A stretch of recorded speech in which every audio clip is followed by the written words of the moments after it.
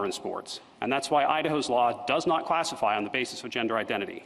It treats all males equally and all females equally, regardless of identity, and its purpose is exactly what the legislature said: preserving women's equal opportunity.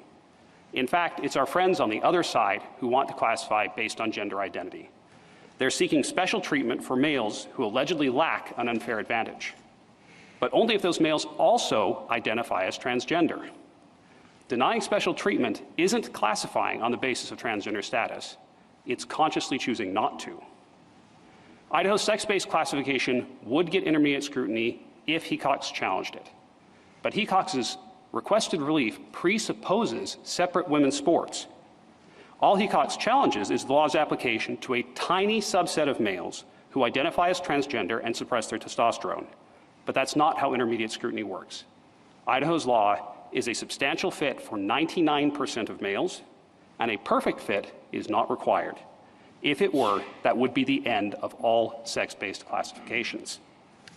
Finally, a word about mootness. When trying to avoid mootness below, Hecox told the court, "I intend to play women's club soccer this semester, next semester, and through the remainder of my time at BSU." A contradictory post-cert affidavit does not make it absolutely clear this controversy is over, so Hecox's formidable burden isn't met, and this case isn't moot. I welcome the court's questions. There'll probably be some questions about mootness, but I'd like you to, in focusing on the equal protection analysis, the sex classifications in sports is not being challenged. That's correct. How does that work in this case when we're talking about one individual being accepted from a particular or included in a particular category? There's no basis for heightened scrutiny, intermediate scrutiny in that situation, Your Honor. If the sex-based line passes intermediate scrutiny, which no one disputes that it does, then the edge cases, the potential exceptions, that's all rational basis review. That makes no sense to me. All right? And I don't know how you can say sex classification is not being challenged. There's no question here that a male who identifies as a female, but it's a male, is being excluded from a female sport, correct? That's correct. All right? By its nature, that's a sex classification. And all sex classifications, we have said repeatedly in our case law, require intermediate scrutiny. Now, what you're saying is, well, she's not challenging a male's generally not playing. She just doesn't want to be the one male excluded. So it's a subclass of people that she's challenging, correct? Yes, I think that is correct. All right. So how do you square our various case law, Caban, Lear, Claiborne, VMI in particular, all of whom involved a subclass of people who challenged on equal protection grounds their exclusion from a definition? I'm happy to take those cases in order, Your Honor, starting with Caban. There was no notion of as-applied anything in Caban. In Caban, it was a facial challenge to the statute, and individual circumstances were used as examples to prove that the statute was overbroad and lacked a substantial fit. That's the point. That's what she's saying here, that the state interest here is the safety of women, correct? And promoting competition. That's the state interest. And in Caban, the state interest was in ensuring that only children with active parents, let's say, were given a state benefit, correct? Yes, and Caban was struck down facially. The statute was considered unjustified. How about Lear? In Lear, we had the same. That's the opposite. That's the subclass, the people who were excluded. In Lear, the court said the law would be justified with respect to you, plaintiff, and because the law would be justified with respect to you, you are not able to challenge the law elsewhere. All right. So the How court about says, VMI? That distinction doesn't make any sense to me. It's still an exception. It's a subclass of people who are covered by the law and others are not. That's what we said. The VMI case is the flip side of Idaho's law. The VMI case, equal opportunity required letting women in to previously single-sex spaces. In this case, equal opportunity for women requires giving women separate spaces, and VMI said that was okay. VMI said separate housing. That's begging the very question at issue here. You can have a sex classification based on sex. You just have to have a reason for it and one that matches your exclusion. What you're trying to say is we don't even look at the reason to see if it has a scientific basis. The reason we don't look at the reason in this case to see whether there's a scientific basis is because no one disputes that there is a scientific basis for separate women's but forms. there is a dispute of that. I'm sorry.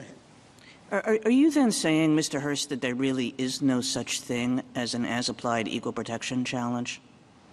No, Your Honor, but what I am saying is that equal protection, the question is whether the classification is valid and not whether it makes sense in individual situations. But that sounds to me as though, and I think our precedent is actually very sparse in this area, sort of surprisingly sparse.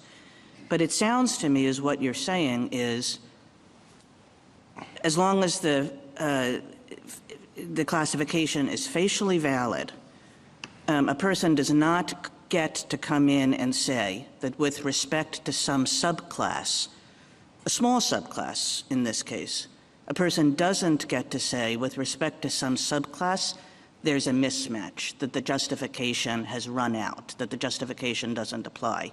You're saying that that really is just not an available argument. I agree that is not an available argument, and I think this court has taken that approach, our approach, in cases from Conn v. Shevin all the way to Wynn, and Wynn is the best example because there the petitioner had been raised in the United States by the U.S. citizen father, and the court said Congress's interest in making sure there's a connection with the United States is enough to justify the classification. Well, this petitioner obviously had the connection with the United States. There was no basis to apply these justifications to that petitioner.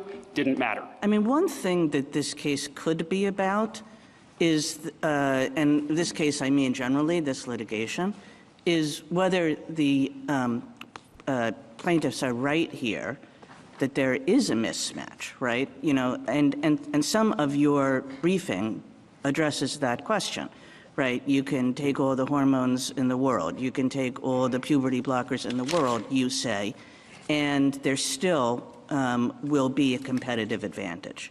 That's one thing that this litigation could be about and one way to resolve this litigation. Another thing that this litigation could be about is this deeper and, as I say, surprisingly unanswered in my mind, equal protection question about what an as-applied equal protection challenge is and whether they exist. And I guess, you're suggesting that we should, well, I don't really know what you're suggesting, because here you're saying, look, just do it that way. They could be right on the science, and we would still win. A lot of your briefing really contests their view of the science. So which way should we think about this case? We think that equal protection jurisprudence is about the validity of classifications. It takes a classification to trigger the doctrines to begin with, and then you ask, is the classification justified under intermediate scrutiny? And so that we think that's the right approach. Is the classification justified? Not is it justified in each individual instance, because as Wynn said, this court has never held, Wynn said, that a law has to be capable of achieving its ultimate objective in every instance. And as soon as that possibility of forcing the legislature to justify the law with respect to individual plaintiffs is on the table, intermediate scrutiny is over. That is strict scrutiny. Can I question the premise that you are putting forward? Even if I agree with you that equal protection is about, is this classification justified? I think that begs the question, what is the classification? And so to the extent that you have an individual who says what is happening in this law is that it is treating someone who is transgender but who does not have, because of the medical interventions and the things that have been done, who does not have the same threat to physical competition and safety and all of the reasons that the state puts forward, that's actually a different class, says this individual. So you're not treating the class the same, and you're not, how do you respond to that? In other words, the as-applied challenge essentially redefines the class, or one could think of it as that. And so what's wrong with that, number one, and how do you square that with our holdings in Caban, which Lair later described in this way? In other words, Lair suggested that Caban was establishing that as-applied challenges of this nature do exist. Certainly, take the second question first. Yes. Caban says nothing about as-applied. I know that Lair says later this was an as-applied case, but simply reading Caban, it does not say that. It simply applies intermediate. No, I understand, but those two cases were in juxtaposition with one another, Yes. and Lair comes out the way it does, distinguishing Caban on the basis that it's an as-applied challenge, and we in Lair have a facial challenge, and it's basically the same facts. So if you're right, those two cases can't come out the way they do. I don't think so, Your Honor. Again, Lair was actually briefed as a standing argument of maybe you might be able to argue that this law is overbroad, but you individually are not in the overbroad part, and therefore you don't get to challenge it. The court didn't use standing language, like express standing language in the opinion, but that is the logic of the opinion. Mr. Hurst? Yes. There's another way to think about the case that your friends on the other side posit, and that is that transgender status should be conceived of as a discrete and insular class subject to scrutiny, heightened scrutiny in and of itself, given the history of de jure discrimination against transgender individuals in this country over history, in immigration and family law, cross-dressing statutes. They give a long laundry list, and I'd like you to respond to that. Certainly. On the de jure discrimination point specifically, there has been some discrimination against transgender people, significant discrimination against transgender people in the history of this country. The same can be said of many groups. The same could have been said of the mentally disabled in Cleburne, et cetera, et cetera. I think Justice Alito's concurrence in Scrutiny is helpful with this in saying this quasi-suspect class or suspect class process, what we're really looking for is classes that look like race or like sex. And if you compare the discrimination in this case, where not one of the laws they cite actually classifies expressly on the basis of transgender status, if we look at that history and we compare it to the history of African Americans and women who were not able to vote, who were not able to own property, who had express classifications based on their status written into the law for most of this country's history, these things don't compare. They're just not alike. I'm sorry. No, please. No, go ahead. There are two things in that answer that are kind of at odds with one another. You start by saying you don't question that there's a history of discrimination, I assume de jure, in this country. And then you say, well, but they don't classify on that basis. How should we think about that? I think that the famous footnote 4 helps, right? Has it been a discrete and insular minority? Has it been a group of people that were recognized as a group where laws were passed on the basis of their membership in that group, demonstrating that they lacked the political power to protect themselves in the political process? This is from Justice Barrett's concurrence, of course. We just don't have any of that here. All they can point to is conduct. It says, no cross-dressing, no drag performances in bars, these kinds of things. As I think our friends on the other side would admit, people cross-dress who aren't transgender. This is not a classification on that basis.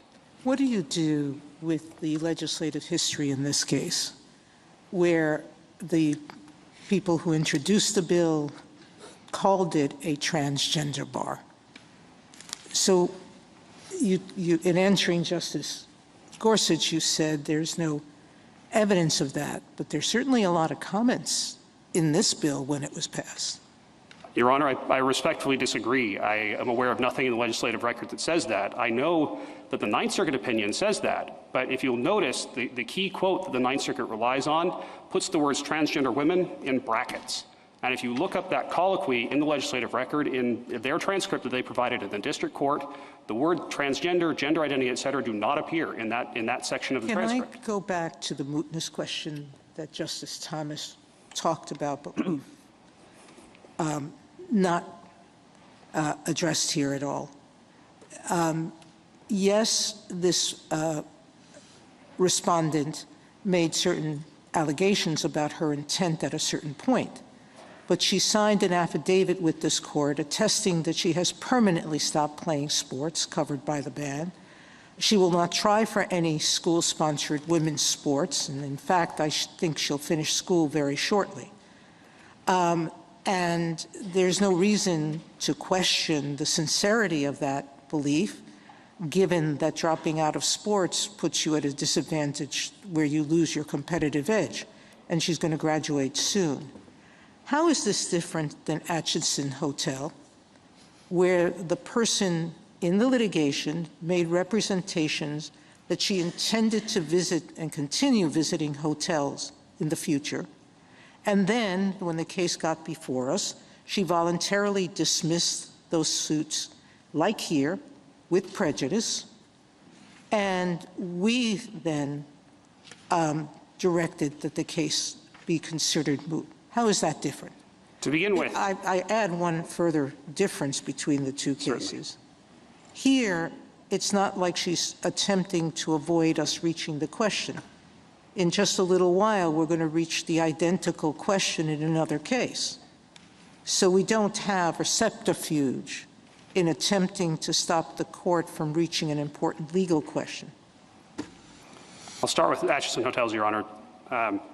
In Atchison Hotels, no one disputed that plaintiff's plans going forward. In this case, even the district court does not credit the plaintiff's plans going forward. The district court struck the notice of dismissal and said, Hecox's plans have changed before, Hecox's plans could change again, and also the court feels that this is somewhat manipulative in order to escape the Supreme Court's jurisdiction. None of that existed in Atchison Hotels, and that puts us in City of Erie territory, where in that case, the premises were sold, the business was closed, the owner was in his 70s, and they said, that's not enough. You could still reopen this business. Your company is still incorporated. Under these circumstances, where it's the respondent seeking through post-certiorari maneuvers to moot the case, that isn't enough. This case isn't moot. Thank you, counsel. Justice Thomas. Does the justification for a classification, as you have in Title IX, male-female sports, let's take, for example, an individual male who is not a good athlete, say a lousy tennis player, and does not make the women's and wants to try out for the women's tennis team, and he said, there is no way I'm better than the women's tennis players. How is that different from what you're being required to do here? It's not all different, Your Honor, and that's exactly what we're concerned about, that their arguments about needing to make exceptions from an otherwise valid classification for people for whom that classification doesn't make sense, those arguments don't limit themselves to people who identify as transgender. Many males could say, I can't really compete with the women's basketball team, and therefore I should be able to try out. And I haven't seen an answer from the other side as to why they couldn't, beyond, I correct myself.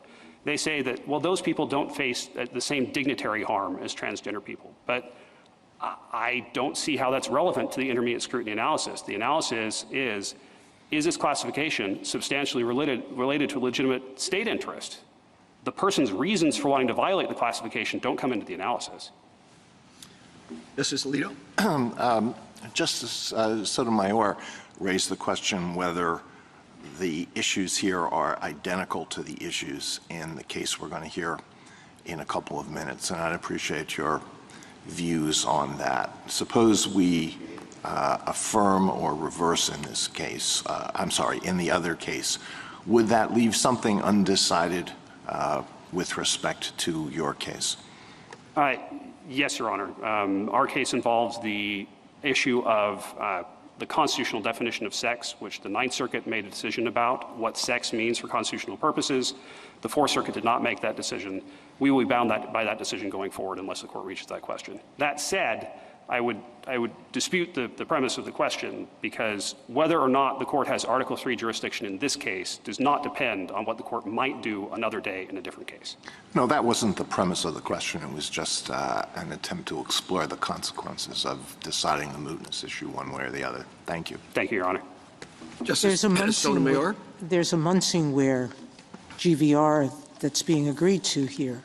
So you're not bound by anything in this case. And our decision there will inform any new decision in the Ninth Circuit on this issue, correct? Whatever analysis we adopt in the Little case will control what happens in a new case. That is the law, Your Honor, yes. With respect to the Erie case, there, the 90-year-old man never said he didn't intend to open another business. He just said this business. And that was a distinction we saw.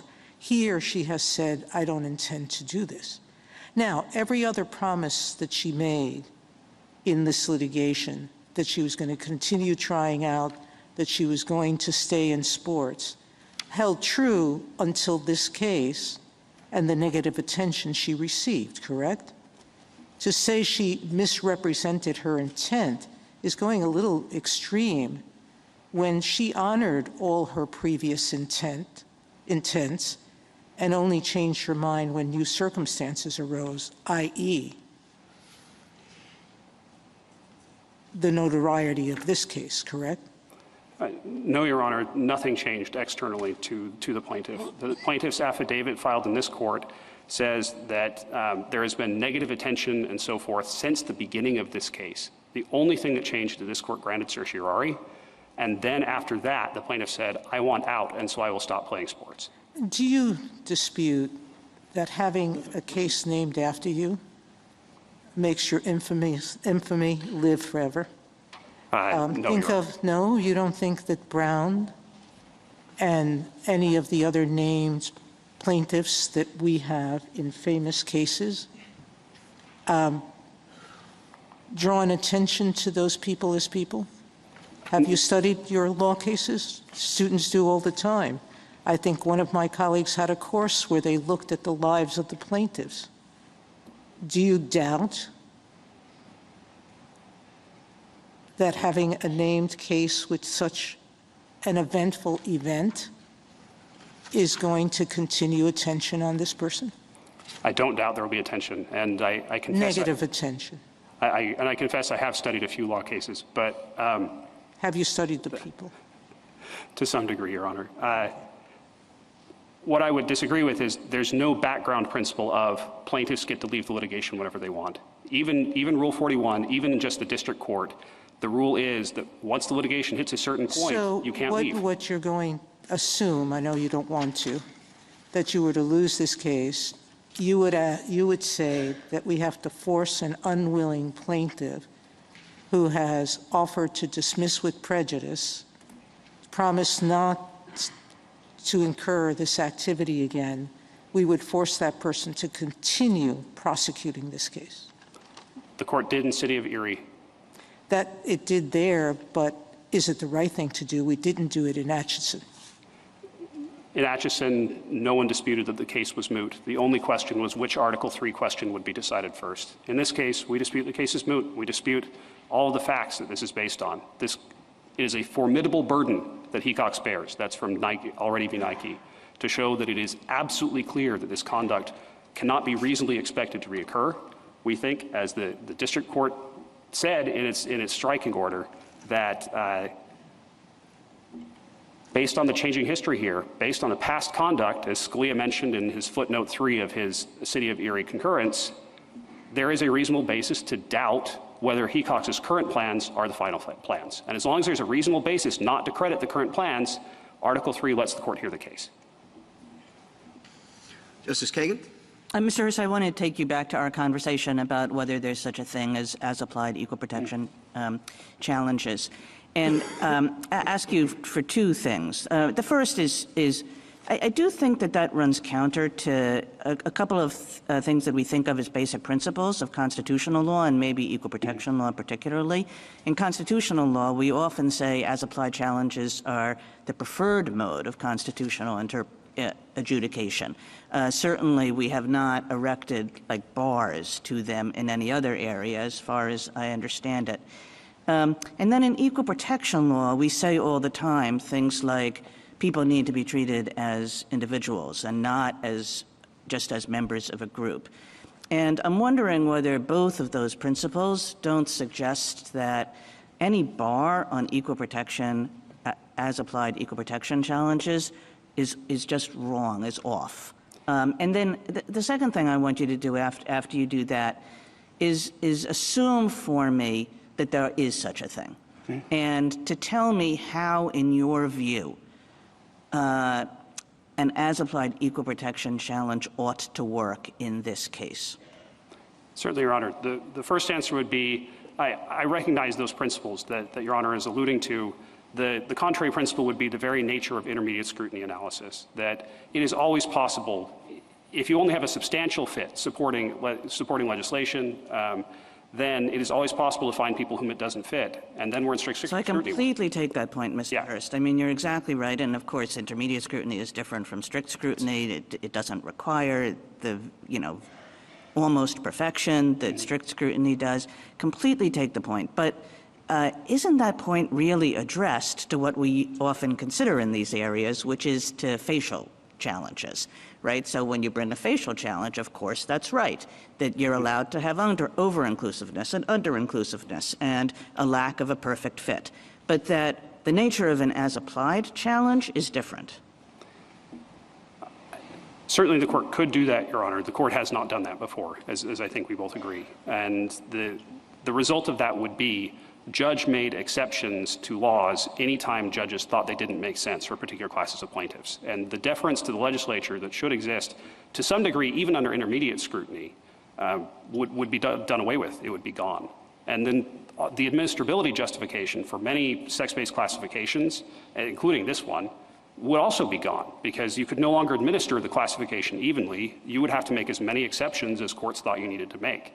So it's really an institutional competence thing or institutional power thing between courts and legislature. So you're suggesting to me that the whole thing is just unworkable and we shouldn't, but flip to the second prong of my question, which is, suppose we said, where as applied equal protection challenges exist as applied anything challenges do.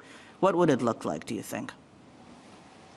What should it look like? Yeah, I'm not sure what it should look like. I can say what it does look like in this case and why we think there's a problem with it. So you're not willing to take me on my second path, which is like, let's assume that there is such a thing as this challenge. Yes. I mean, the most I can say, I doubt this is a satisfactory answer, Your Honor, but the most I can say is that the as-applied nature of a challenge might go to the remedy. The legal analysis still focuses on the classification and the justification for the classification. And once we're talking about individuals, we're not talking about a classification anymore. Yeah, I mean, that doesn't seem like much of an as-applied challenge, right? You have to prove the exact same thing as you do in a facial challenge, but don't worry, because you only get relief as to you. So that's not a true as-applied challenge. And I'm having trouble coming up with what it could look like, because it will always be possible to carve the class down further, right? I mean, so if they say that their class, that their subclass, I guess, subclass of males, is males who identify as transgender, then we would come back and say, well, only something like 10% of males who identify as transgender take the testosterone suppression. And then they might say, well, okay, no, the class is just the males who take the testosterone suppression. And then we might come back and say, well, according to the record, according to their own expert, of males who take testosterone suppression, only 1/4 of them are able to achieve the appropriate, able to achieve ordinary levels of testosterone for women. And the other 3/4 would still have an advantage, and therefore we'd be justified 75% pretty good fit in intermediate scrutiny, and we'd be justified with the law. But then they can just change the class again. They can say, aha, no, our class is males who identify as transgender, who suppress their testosterone, and who suppress their testosterone successfully and are able to get it down to where they don't have a competitive advantage.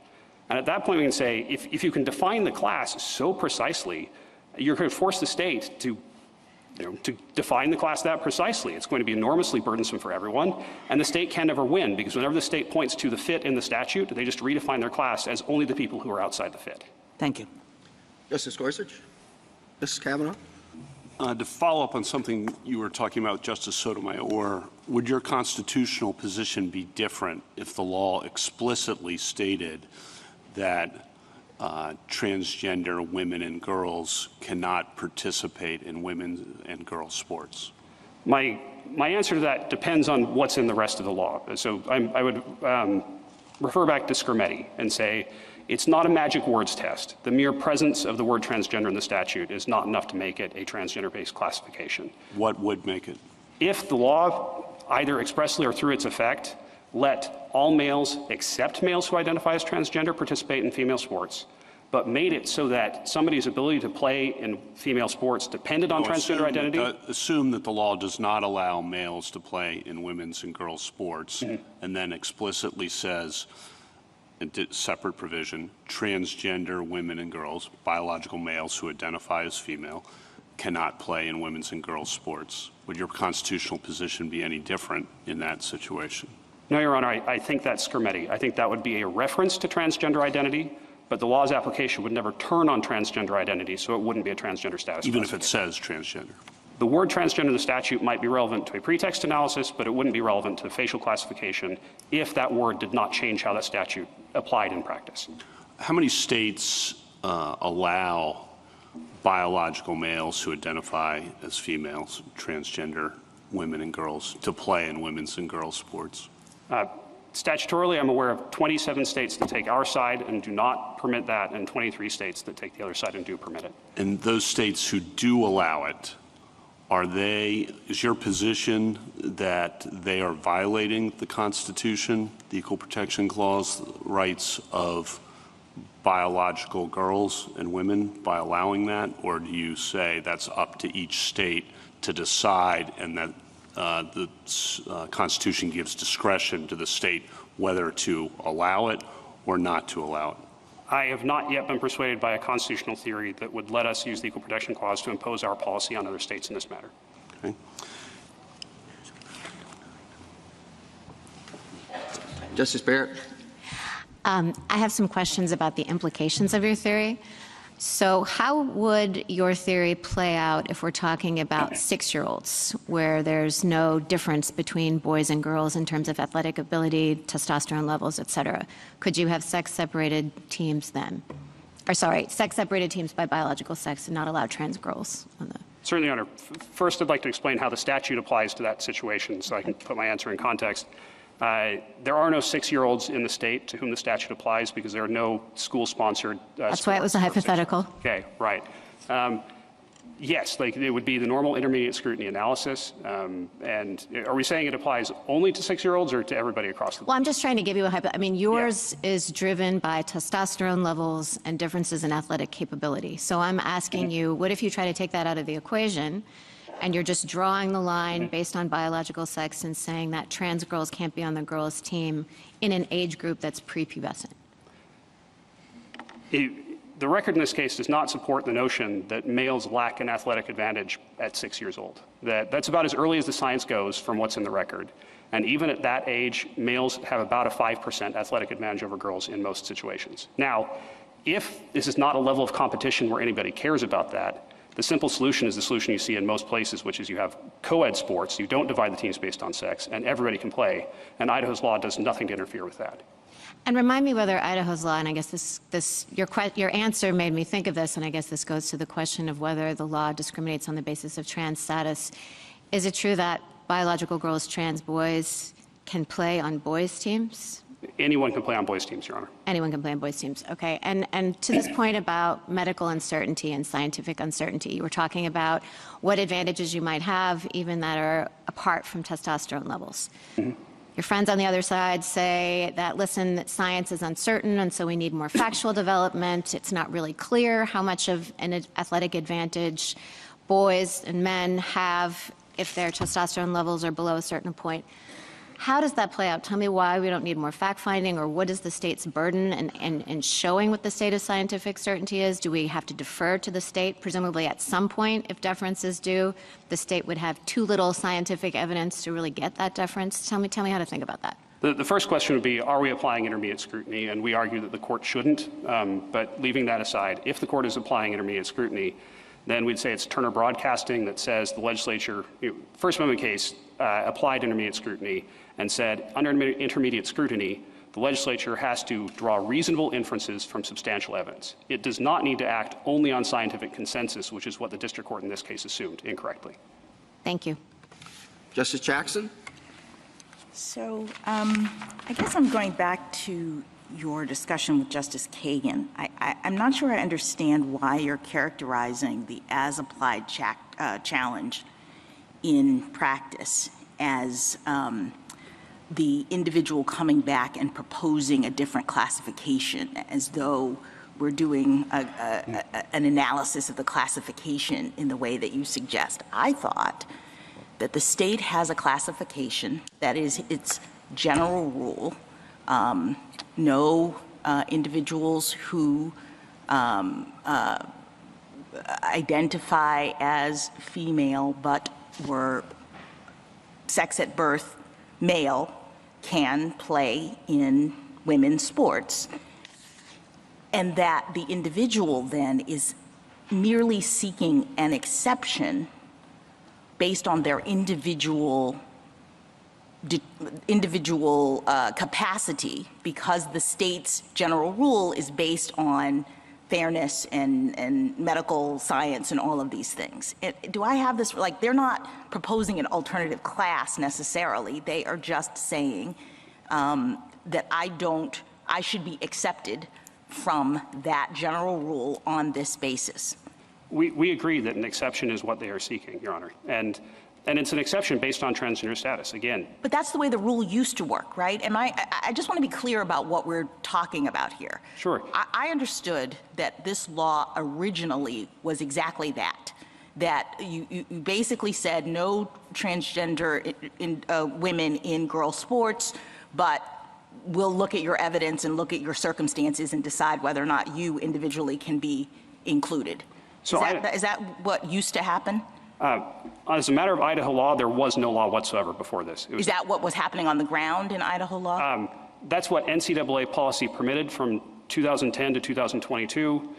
Before 2010, the NCAA policy matched ours. Since 2025, the NCAA policy has matched ours. Okay.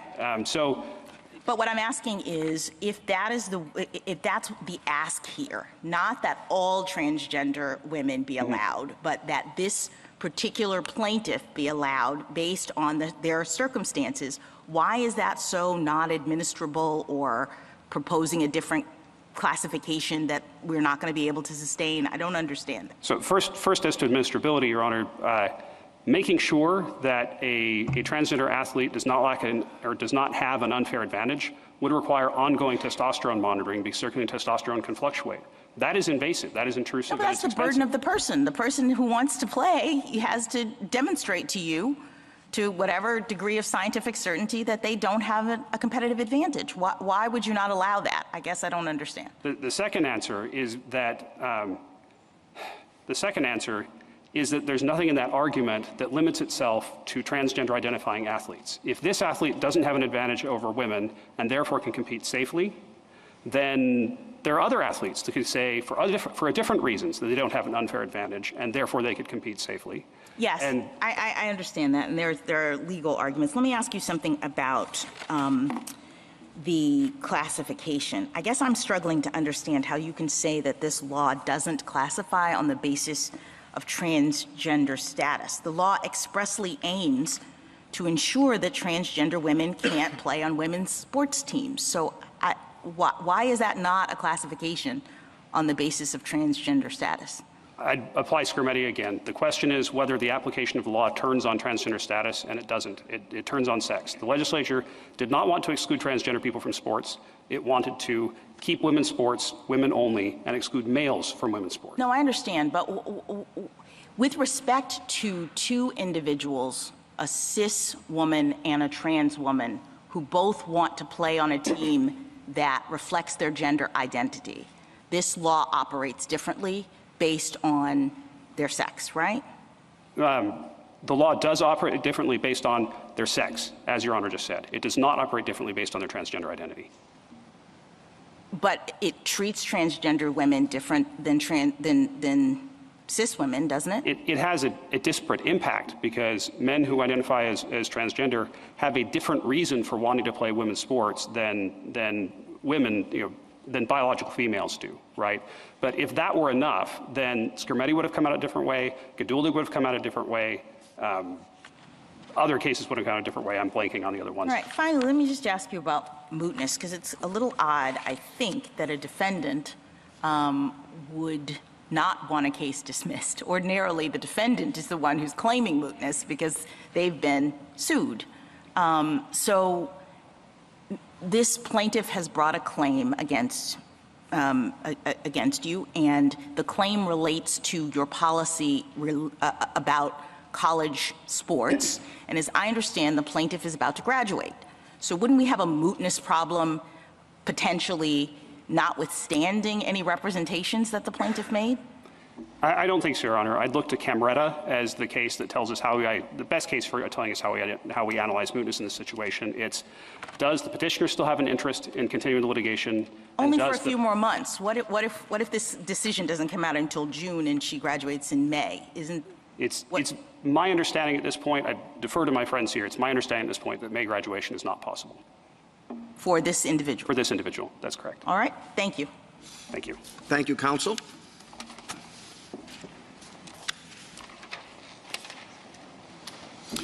Mr. Mupan.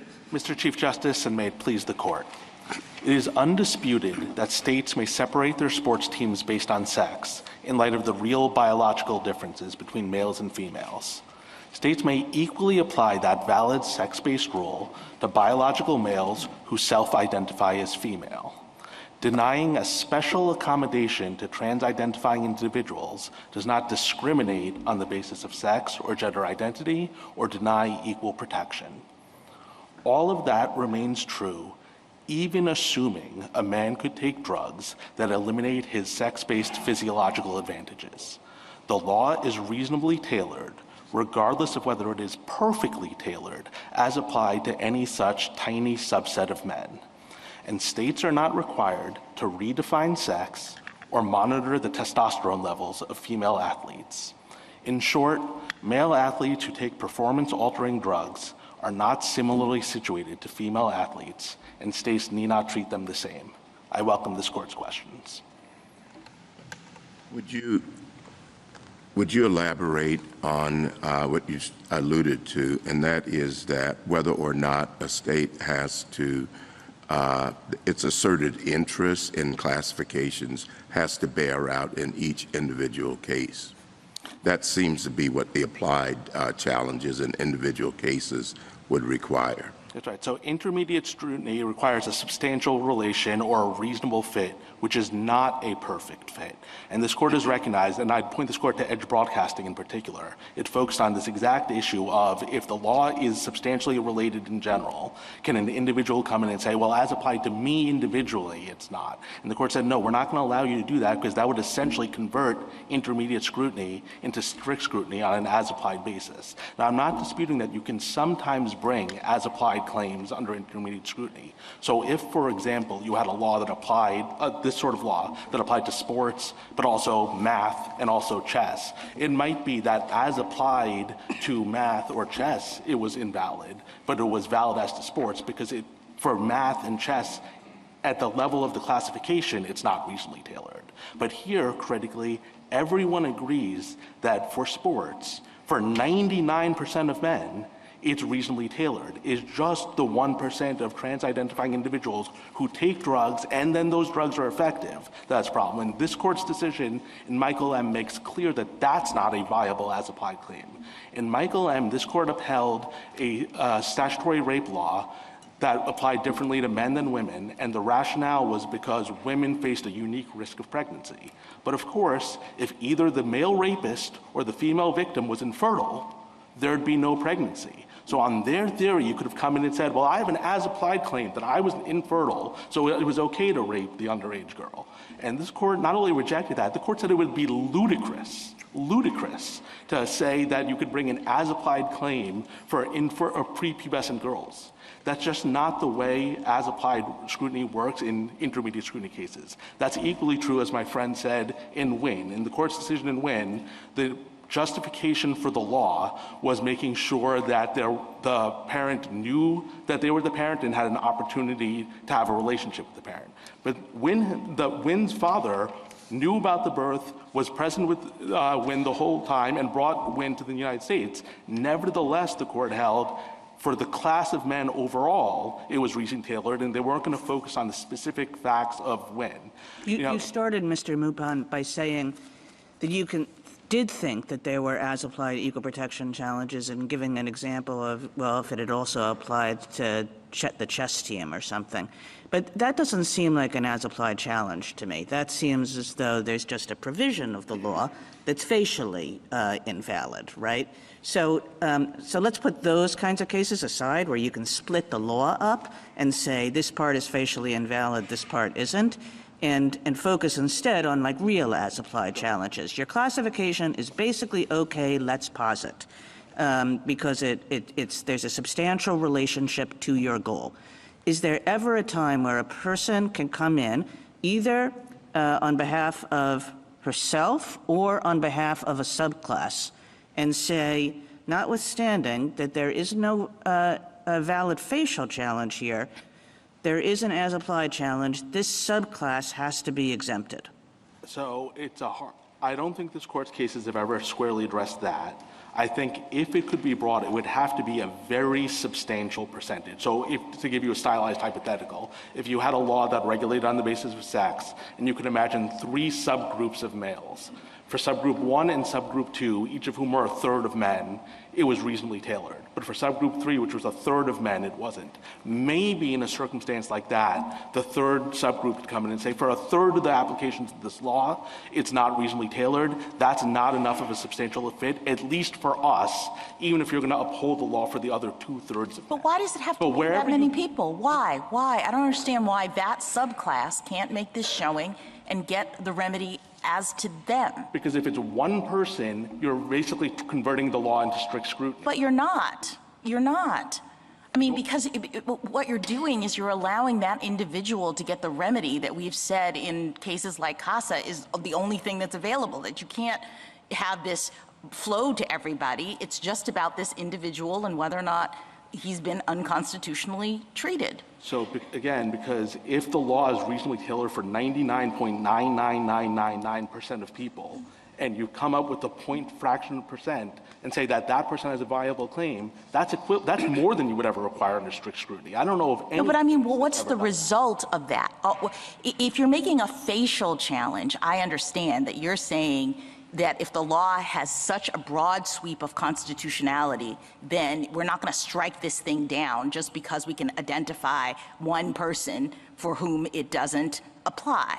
But if you are that one person and you can show that this is unconstitutional as applied to you, I guess I don't understand why it matters that it's constitutional as applied to 99.9% of the other people. Well, because I think you're begging the question when you say it's unconstitutional applied to you. Laws that classify on the basis of sex only need to be reasonably related. And so if it's reasonably related because it's tailored for 99% of people, then it is constitutional even applied to you. Even as applied to you. So you are saying there is no such thing as an as applied intermediate scrutiny challenge. No, again, if there was one where it was a third of the people, I can maybe understand a claim that the third of people, it's not reasonably related for them, even though it is for 2/3 of the people. I'm just saying that when the numbers get as small as they are here, that claim's not viable. And we know that from this court's cases. Again, Michael M., every infertile man, no, I understand, but we didn't do that same kind of quantitative analysis in Caban, right? We didn't ask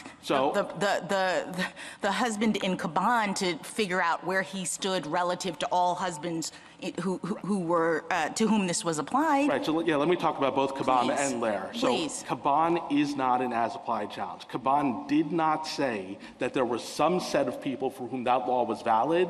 The differential treatment on itself. Lair said that about Caban. So what Lair held was the father in Lair had abandoned the child. And what Lair essentially said is, if the mother had abandoned the child, the mother wouldn't get a veto. Can I read to you what Lair said about Caban? Discussing Caban, Lair explained, quote, "We have held that these statutes may not constitutionally be applied in that class of cases where the mother and father are in fact similarly situated with regard to their relationship to the child." So Lair is interpreting Caban as an as-applied challenge, isolating a subset of people where there's not actual similarly situated circumstances, and Lair is different. It is a facial challenge. It is in opposition. No? What that sentence in Lair, the facts of Lair, there was no differential treatment. The father in Lair had abandoned the child, and the court basically rejected his claim because if a mother had abandoned the child, the mother also wouldn't get a veto. So Lair's a case where the plaintiff lost because there was no differential treatment at all. Caban is a case where the plaintiff won because the classification couldn't be justified. The only way those cases would support their position is if either Caban or Lair had said there is some set of cases where the woman gets a veto but the father doesn't, and that's fine. And neither Caban nor Lair said that. This court has never said in those line of cases that the mother could get a veto but the father doesn't, and that's perfectly okay. So that's what they're arguing, and neither of those cases support it. You would also ask about VMI, so if I could just briefly address why VMI doesn't support them either. In VMI, the point was, yes, lots of women wouldn't want to go to VMI, but also lots of men wouldn't want to go to VMI. As to the set of people who were actually burdened by the exclusion, all of the women, the law was not fairly tailored. The argument that Virginia was making VMI was essentially equivalent to the following. If MIT said, most women and frankly most men can't meet our math and science standards, so we're just not going to allow women to come to MIT at all. Of course this court would reject that argument.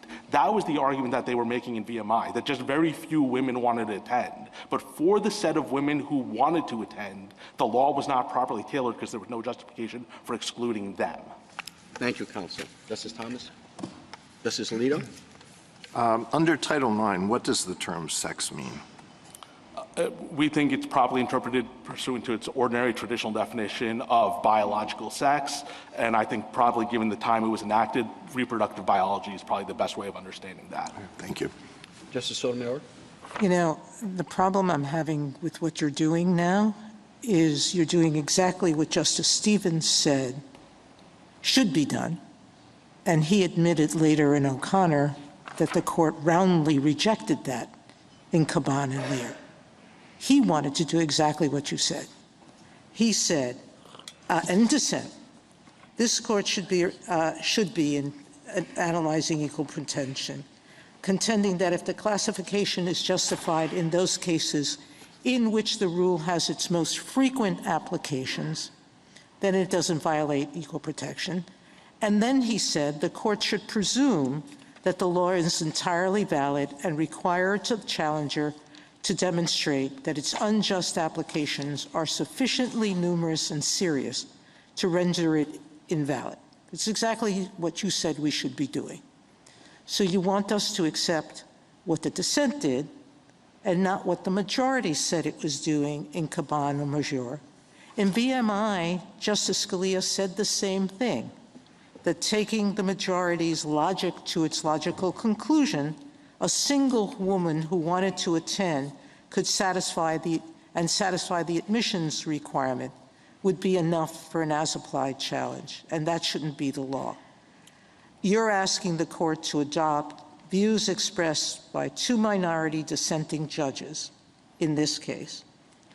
We've been doing an awful lot of that lately, but you're smiling because it's true, but you're asking us to adopt an approach that we have rejected as a majority court and accept what dissenters are doing, correct? With all respect, no. Again, in Caban, nowhere in the majority opinion in Caban did they say this law is reasonable for certain classes of men, but it's not reasonable. It did exactly. It said it's reasonable for fathers who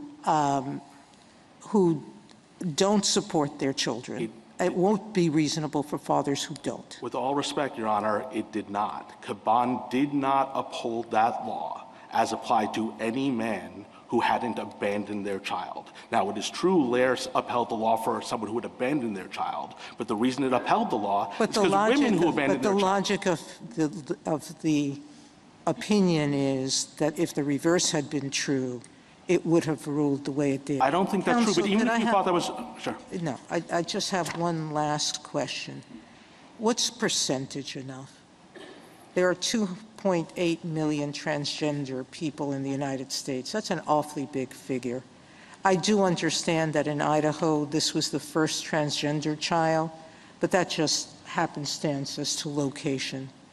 What makes a subclass meaningful to you? Is it 1%, 5%, 30%, 15%? One is not enough for you, but why? Well, so I'll say, When the numbers don't talk about the human beings. So I'll say a couple of things about that, Your Honor. The first I'll say is if the distinction between intermediate scrutiny and strict scrutiny is the difference between a perfect fit and a reasonable fit, 1% surely has to be on the side that's reasonable. But if you don't want to just take the 1% on its own face, I would point your court, you want to focus on majority opinions or opinions for the court. Michael M. rejected a challenge even though that law wouldn't, for infertile couples, either infertile rapists or infertile victims, the justification didn't apply. There are certainly more infertile people. They did it on a different basis, which had to do with different harms. No, that's not true, Your Honor. Well, I can read the decision and tell you. With all respect, that paragraph, it says, even setting aside the physical differences, it is ludicrous to think we have to exclude infertile children from this rape law. And there are certainly more infertile people than there are trans-identifying individuals who take these drugs and eliminate all their physical advantages. So if we just focus on holdings of this court, we know that this percentage is too small. Justice Kagan? Mr. Bubin, just assume with me that there is such a thing as a as-applied equal protection challenge. What would it take to bring that challenge? What should the plaintiff have to show? I think they would have to show that, A, they are a substantial enough percentage to be able to bring an as-applied claim, and then as to that group, the law wasn't reasonably tailored for them. And that they would have the burden on that. It's not for the state to come back and say, the state does not have to satisfy that burden initially. Certainly not the first of the two things I said. I think if you thought that you could have a valid as-applied claim and they had made it through the gate of saying they were a big enough class, then I think consistent with normal intermediate scrutiny, I think the state does bear the burden of showing justification for that class. So I think the state would have it on the second step, the plaintiff would have it on the first step. I see. So they have to sort of get through the gate of we're big enough for you to take us seriously, but then the state has it. I think that would be how you would analyze it. And I think you were asked this, but big enough to be taken seriously? Like, how do we decide that? You know, again, the court's cases haven't really talked about it. I think the way I would think about it analytically is the difference between intermediate scrutiny and strict scrutiny is the difference between a perfect fit and a reasonable fit.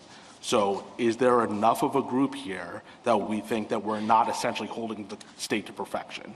If it's so close to perfection, then you're really undermining the difference between the two. If it's a big enough group that we're not asking for perfection. I mean, are you really undermining the difference between the two? Because usually we think of the difference between the two with respect to facial challenges. So you have to do a whole lot less to show that the facial classification that you're making is okay.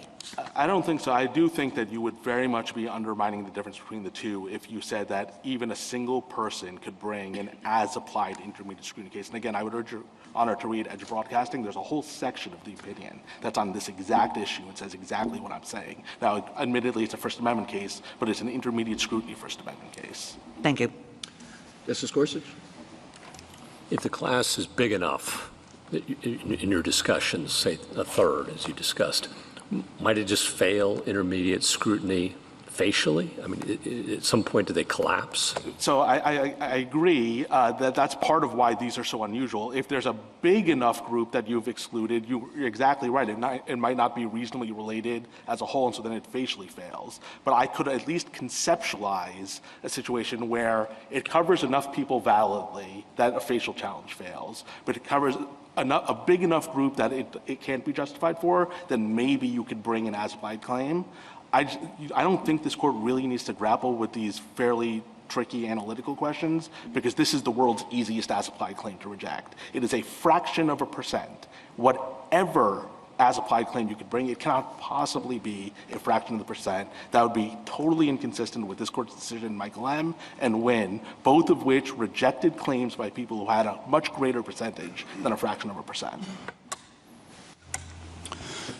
As you know, a lot of states allow biological males who identify as female, transgender women and girls to play in women's and girls' sports. And you heard Idaho say that the those states, other states, constitutionally may allow that consistent with the Equal Protection Clause. Do you agree with that? So we've been challenging those laws under Title IX in lower courts, and as we said in our brief, we would urge the court to just reserve judgment. Can you answer the Equal Protection Clause question that I just asked? I'm not sure if we've taken a position on the equal protection piece. Do you have a position? I don't right now. Okay, and on Title IX, footnote 2 of your brief seemed to say that you don't have a position on how Title IX applies to those states as well. No, so we are actively litigating in lower courts, and we are saying that they are violating Title IX. What the footnote said is it's a very different question, and we would urge this court to make clear it's not resolving that question one way or the other by what it says in this case. Okay, so you have a position on it, but you don't want us to say anything about that issue. It's a very different question analytically, and so— I understand. That's why I'm asking. Yes. Yeah. Okay. Thank you. Justice Barrett. So, Mr. Mupan, when Justice Kagan started asking the questions early on about the as-applied equal protection challenges, she pointed out that there was kind of a surprising dearth in the case law really grappling with this. But I think you wouldn't be getting all the questions that you're getting about Caban and Lair and, Michael Lamb and VMI if it weren't the case that you can read some lines of cases either way. So let's say that there is this uncertainty. We haven't really confronted it. As far as I can tell, it's because it just wouldn't be relevant in strict scrutiny because it's often fatal in fact, or typically almost always fatal in fact. So it's really an intermediate scrutiny problem. Maybe it's a rational basis problem too. I mean, maybe this would have implications for all kinds of review. Because it seems to me that if you're never talking, in any case in which scrutiny is not talking about a perfect fit, you might have this problem. What would it do, essentially? I'm just trying to think about the ramifications of allowing as-applied challenges. It seems like it's at war with the theory of intermediate scrutiny for some of the reasons that Idaho said, because all lines, all classifications overshoot or undershoot, right? So can you imagine how intermediate scrutiny works? And this is, this isn't designed to be a layup or something. It's honestly just something I'm grappling with. How would it even work going forward? So I'm not sure I can say a whole lot more than what I've already said, which is I do think it's a problem. The reason I think it's a problem is it's conflating the difference between strict scrutiny and a perfect fit, intermediate scrutiny and a reasonable fit. And I worry that if you allow as-applied claims to a small enough group, you're essentially collapsing the difference because you're essentially requiring a perfect fit.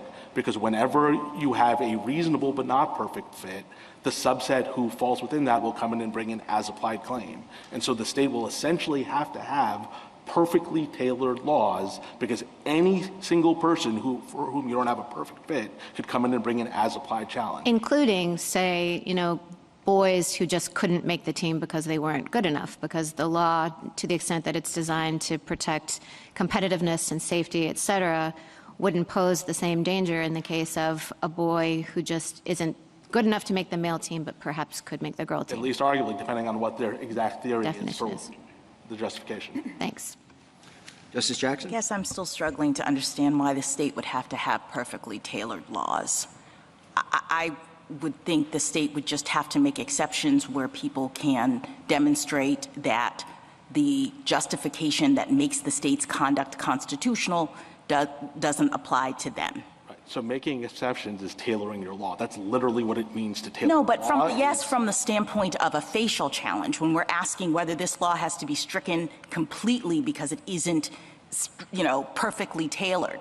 What we're doing is a different exercise in the as-applied challenge. We're asking whether, even though this law is overbroad, we're assuming it's overbroad now because you've got in there some people to whom it should not be applied. What do we do about that? What is the remedy that those people can get? And what I hear you saying is they get no remedy unless they can demonstrate that there are enough people that this is sufficiently overbroad that it's no longer something the state can do. Right. And I don't understand why that is. Why wouldn't, when we identify people for whom this law operates unconstitutionally, that's the premise, because now I'm in remedy, right? The premise is that you have a person who's successfully made an as-applied challenge. This, to me, unconstitutional. You say, too bad, unless you can show that it's also unconstitutional with respect to a sizable number of other people. And I don't understand why that's the case. Because I don't agree with the premise that the law operates unconstitutionally as to an individual person just because the justification for the law doesn't apply to that person. That's what this court held in both Wynne and Michael M. It recognized that the justification that was put forward for the law might not be true for each and every person the law applied to, but this court said that's fine. And if we read Caban and Lair to say something different, if I disagree with you, then we just... Well, Wynne is the most recent of the cases. So even if you read the cases that way, and Wynne is explicit about this. Wynne explicitly says, I believe it's, I'm not going to get the page number right, but Wynne explicitly says that we recognize that there are some men who were present at the birth of their child, who have a DNA test to prove that they were the father, that have been with their kids their entire life. Yeah. In fact, that was probably true of Wynne's father. Tough luck. Okay, so Justice Barrett is worried, I think she said, about the implications of allowing as-applied challenges. I guess I am worried about the implications of not. Because as Justice Kagan said, we have consistently said that facial challenges are really hard to get, that as-applied is really all there is. So now we're in a world in which you are setting up new barriers, in my view, to establishing an as-applied challenge. So at the end of the day, is your position that no matter how clear it is that the particular prescription is operating to disadvantage a particular group, that classifies you, treats you differently, you're just not going to be able to get a remedy for that individually anymore. Let me take a step back, and then maybe this will help. Laws that classify, in general, are subject to rational basis review. Now, there's higher scrutiny for classifications on some things. For race, we have strict scrutiny. For sex, we only have intermediate scrutiny. What that means is it is okay to have a classification that doesn't operate perfectly for each and every person. So it's not the problem is that it's unconstitutional, but there's no remedy. The point is that it is constitutional, I don't necessarily even though it's think that's overbroad. the takeaway. I think what that means is it's okay because we realize that in some circumstances, maybe even in many circumstances, this classification is justified. But when we can identify a situation in which it's not, I don't understand why a person can't bring that challenge. Well, I can't say anything better than in both Michael M. and Wynne, the court recognized that there were people who wasn't tailored for and they didn't give them a remedy. Thank you. Thank you, counsel. Ms. Hartnett.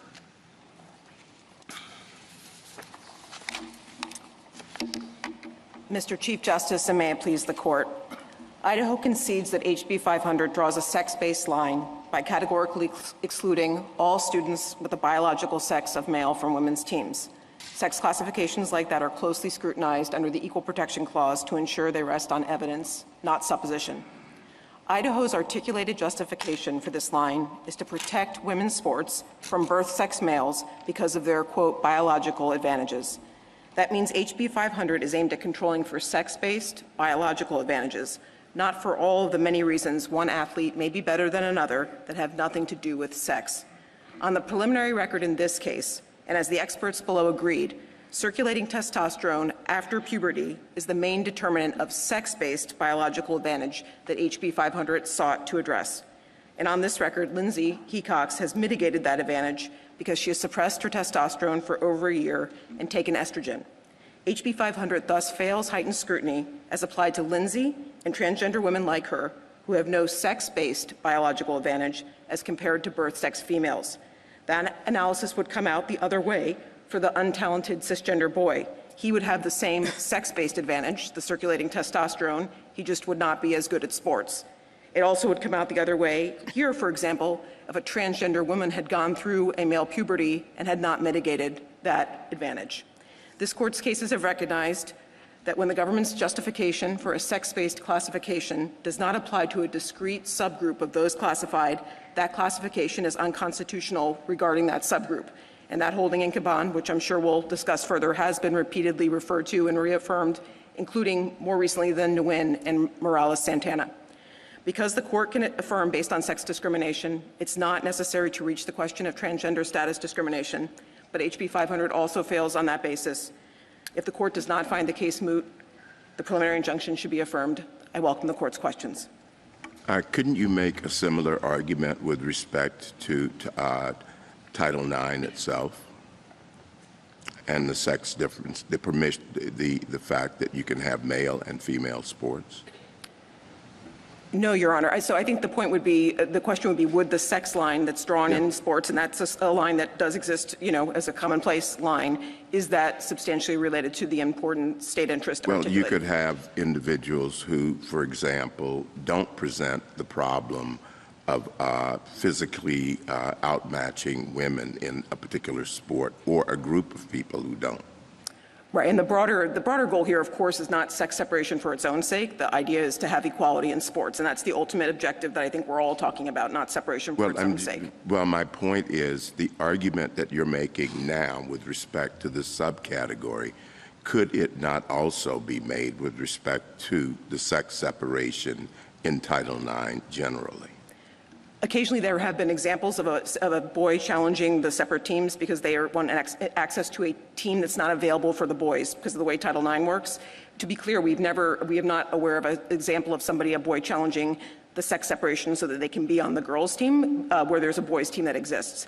In that case, the courts do look at that under intermediate scrutiny, and they determine that the overall goal of ensuring equality in sport opportunity for women and men allows for the distinction. Counsel, I wonder if you could address what has been, I think, the basic focus of the discussion up till now, which is, as I see it anyway, whether or not we should view your position as a challenge to the distinction between boys and girls on the basis of sex, or whether or not you are perfectly comfortable with the distinction between boys and girls. You just want an exception to the biological definition of girls. Thank you, Your Honor. We're not asking for a particular definition or even really an exception. I think what we're asking for, and it is similar to the nature of the challenge that was brought in Caban. The situation there where there are unmarried fathers that were barred completely from objecting to their child's adoption. And there the father said, we'd like to be able to have that objection. We have a substantial relationship with the children.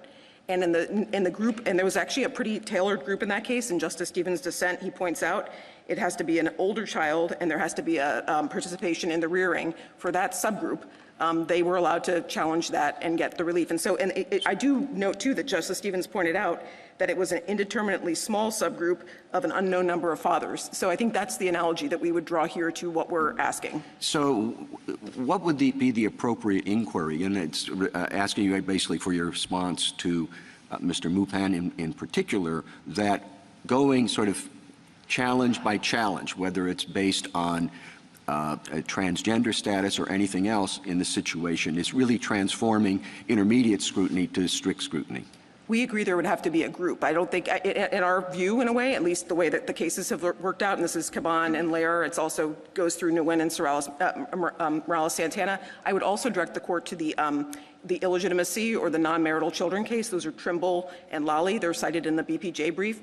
In the same way, I think the court looks, is there a definable group that's not just a person who happens to not meet the fit, but actually a group where the rationale doesn't make sense for the subgroup. But the group can be somewhat specific. Like in the case of Caban, it was actually unmarried fathers who had acknowledged paternity and had a substantial relationship. In the Trimble case, it was non-marital children who had a confirmation of paternity and a relationship with the father. Well, that sounds an awful lot like strict scrutiny, unless you're going to say whenever you can come forward with anything that is an exception to the boy-girl distinction. In any case at all, you can go forward with the strict scrutiny challenge, whether it's 1% or whether it's 12 people, and I'm just not quite sure, grasping why your position isn't really an effort to apply strict scrutiny to a distinction that we haven't applied it to. Thank you, Your Honor. I mean, all I can say, and I do agree the cases are not that many in this context. I think it's possibly because facial challenges were more in vogue before, and now as-applied challenges are more preferred, and so that may be explaining why a statute in Caban, for example, wasn't viewed as carving out the statute for the people it couldn't be applied to versus facially invalidating it. But I do think it matters because it's not just a matter of fit that makes intermediate scrutiny different. There also has to be an important government interest, not a compelling one, and this is really critical. You can burden the right in intermediate scrutiny. So in Nguyen, for example, that person failed because he actually didn't take the steps that would be needed to confirm the paternity. So you're allowed to actually, he may have had a compelling case on a one-off basis that, hey, I actually do have that relationship with the citizen father when I was born abroad, but he didn't take the steps that he needed to do. The same thing with Lair, and the same thing with Lally and the Trimble-Lally line. So you can actually burden the right by saying, Lindsay Hecox has to actually submit testosterone tests or something else different than other people, and that would not be allowed if it were strict scrutiny. And if we follow your approach, which allows a challenge to even a fairly small group that's affected, in what way would we not that would apply across an entire range of things where there's a distinction currently between boys and girls, quite apart from just athletics. Is that correct? Your Honor, I do think that the question would, I think we're not trying to invent something here. I think we were trying to draw from what we understood to be precedent from the court, and I would direct you to the Equal Protection Scholars Brief. They have some scholars that have actually focused on this question of what does an as-applied challenge mean in the equal protection context. But I think taking a step back, the question always would be looking at what the state's asserted interest is here. And here the state is not asserting an interest of having the boys' teams be better and the girls' teams be worse. What they're trying to do is control for a sex-based biological advantage. And so I think a lot of the hypotheticals that you can maybe understandably think about, what about the untalented cisgender boy? What about the transgender woman who didn't mitigate?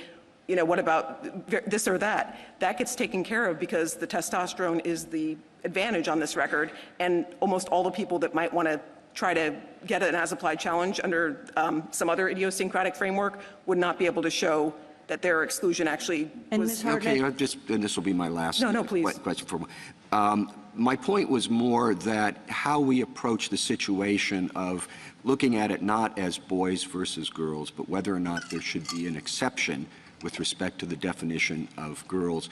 That would, if we adopted that, that would have to apply across the board and not simply to the area of athletics. I mean, I think it's a general framework for equal protection challenge that, again, predated this case, this litigation. There have been boys that have tried these challenges in the past. They generally have failed because they actually don't lack the opportunity or actually are treated, they're not being treated differently than similarly situated individuals. You said, Ms. Hartnett, that you're not talking about individual by individual by individual. It has to be a defined group. So how big does the group have to be? How does it have to be defined? And why are there those requirements? If what you're saying is right about equal protection law, why wouldn't it extend to individual by individual by individual? I don't think the court has foreclosed that other than this actual obvious conceptual question of like when do we get towards strict scrutiny. I think what I could tell you is that in the way that the court looked at it from Caban to Lair to Nguyen to Morales-Santana and then also Trimble and Lally for the case of non-marital children, the court seems to usually be trying to figure out not just is this individual somehow idiosyncratic, but are they part of a group that actually doesn't make sense to exclude. And that makes sense because usually you're trying to figure out is the interest served by the exclusion, and there's usually some principle why a subgroup was not properly included. And what are the requirements of, what does that group have to look like? Mr. Lupin suggested that it has to be, fairly sizable. It can't be 1% or less. Why not? Why? What are the other requirements? Like, how do you go about defining which group, which subclasses get to make this challenge and which subclasses don't? That's a good question, Your Honor. I think in Trimble, this is again the non-marital children case and cited in the B.P.J. brief, they said discrete categories that were unnecessarily excluded.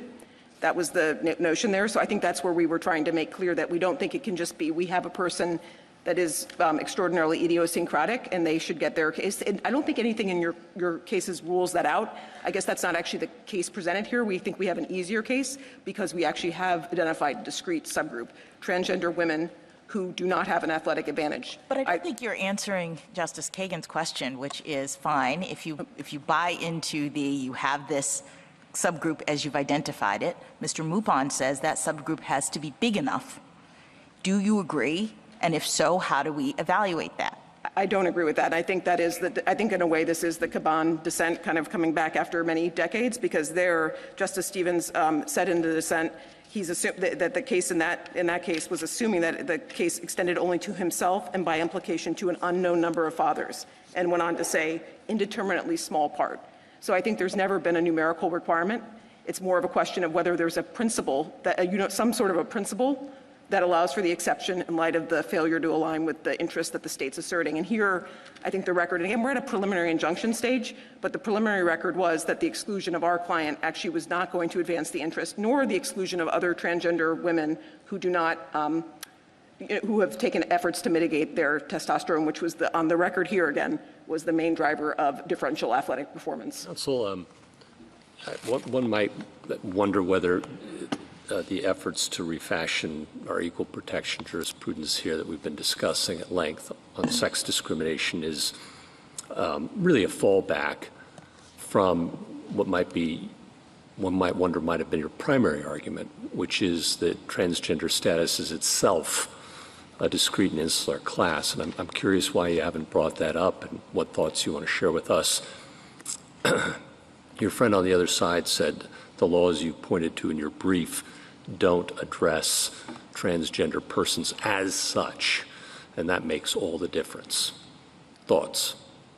Well, thank you for the opportunity to address that. I think we were trying to find the most straightforward way to help the court to an answer here, and I think we do think well, I've been wondering what's straightforward after all this discussion. No, I understand. I think these are older cases, but it's very interesting to see the debate between the majority and Justice Stevens, and then Justice Stevens and O'Connor kind of admitting that he was applying his dissent in Caban. So these are cases from the court. We think they have some force.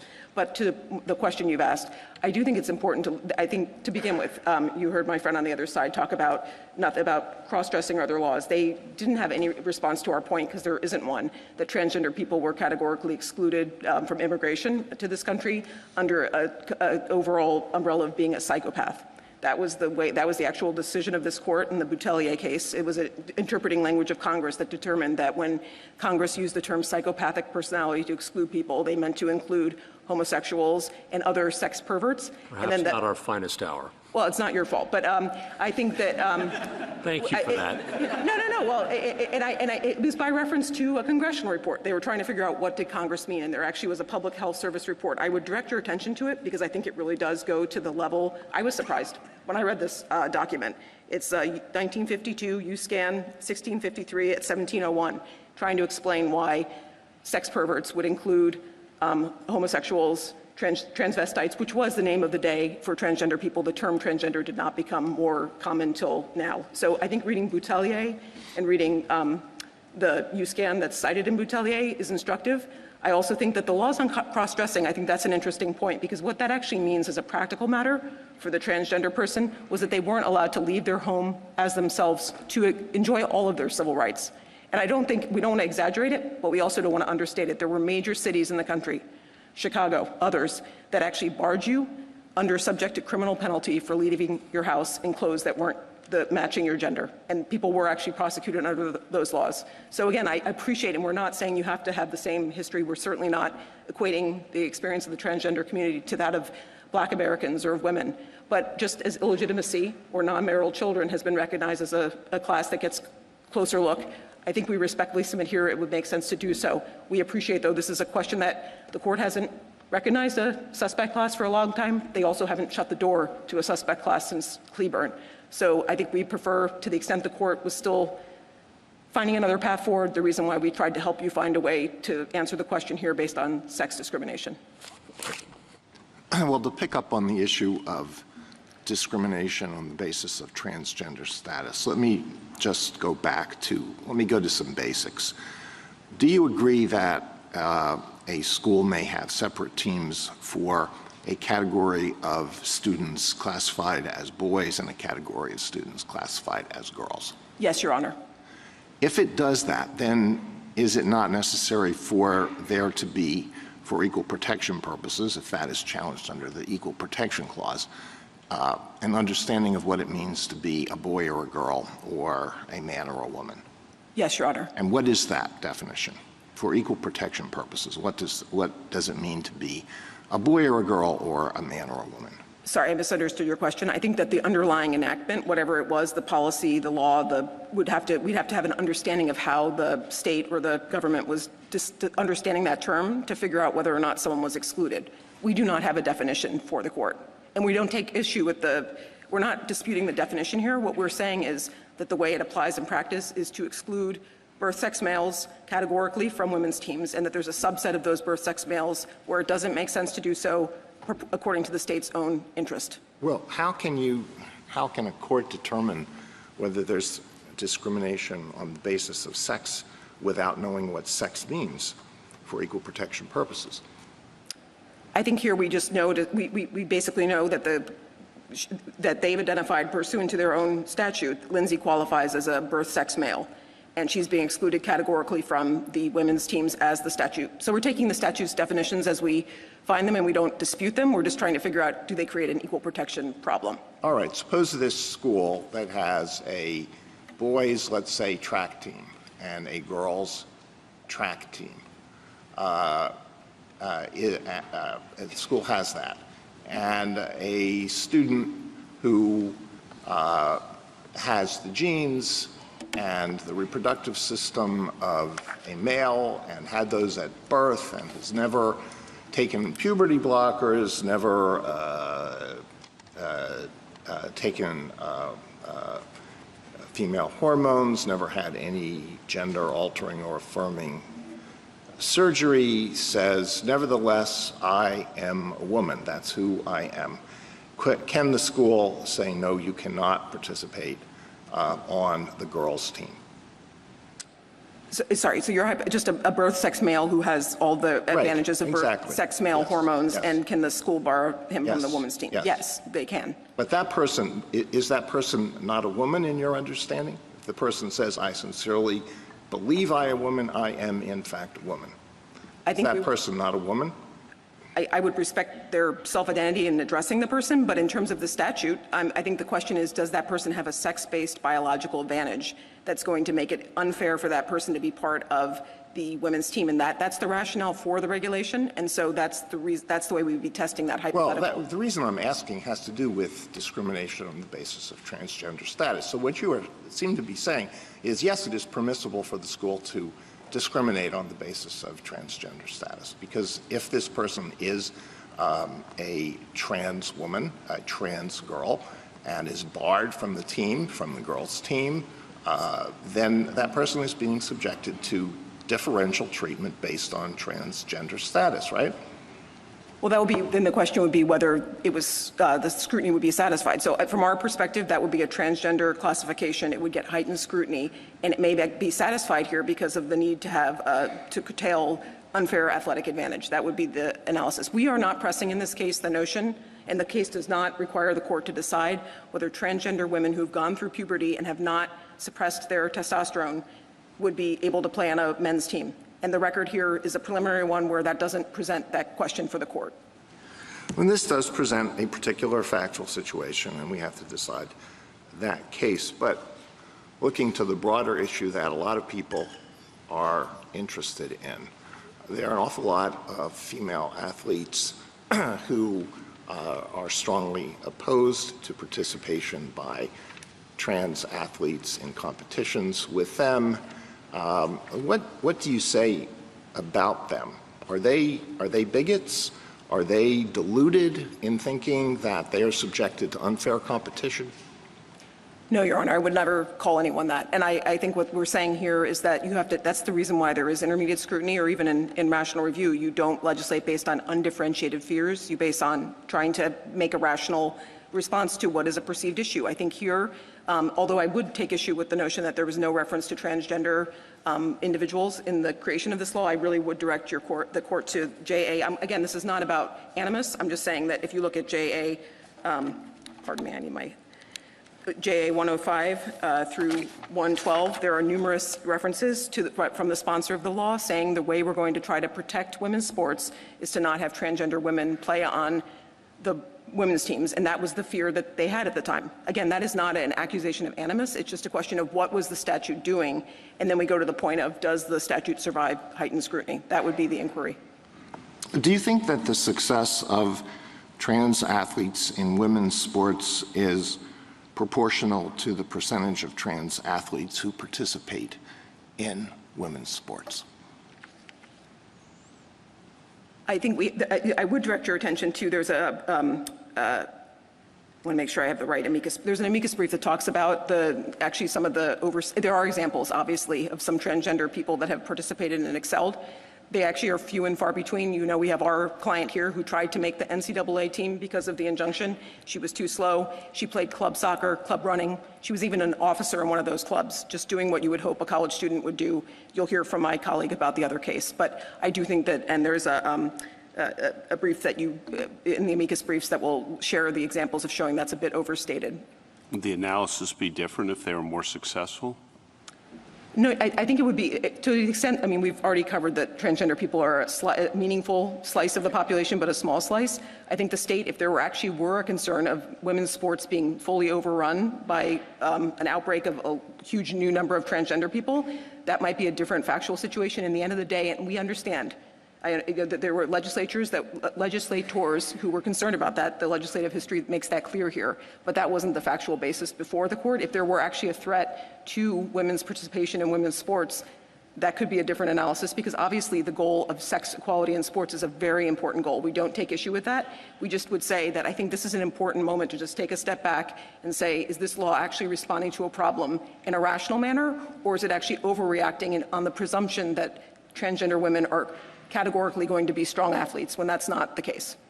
Well, just to put the big picture, and you know this, on the table, and let you respond to it, but obviously one of the great successes in America over the last 50 years has been the growth of women and girls sports, and it's inspiring.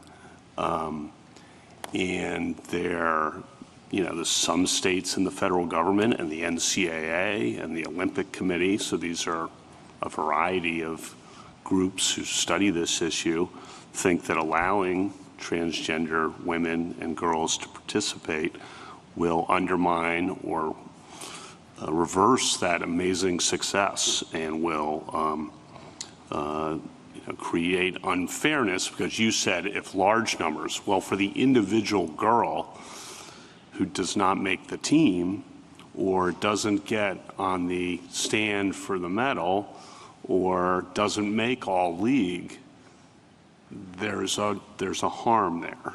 And I think we can't sweep that aside. And I think that's what's undergirding some of the concern in this big picture, and there are harms on both sides. So I completely understand that, but I just want to let you respond to that, because that is, the NCAA, the Olympic Committee, a lot of states, federal government, that's a lot of people who are concerned about women's sports and think this raises a big problem, and I just want to make sure you can explain that.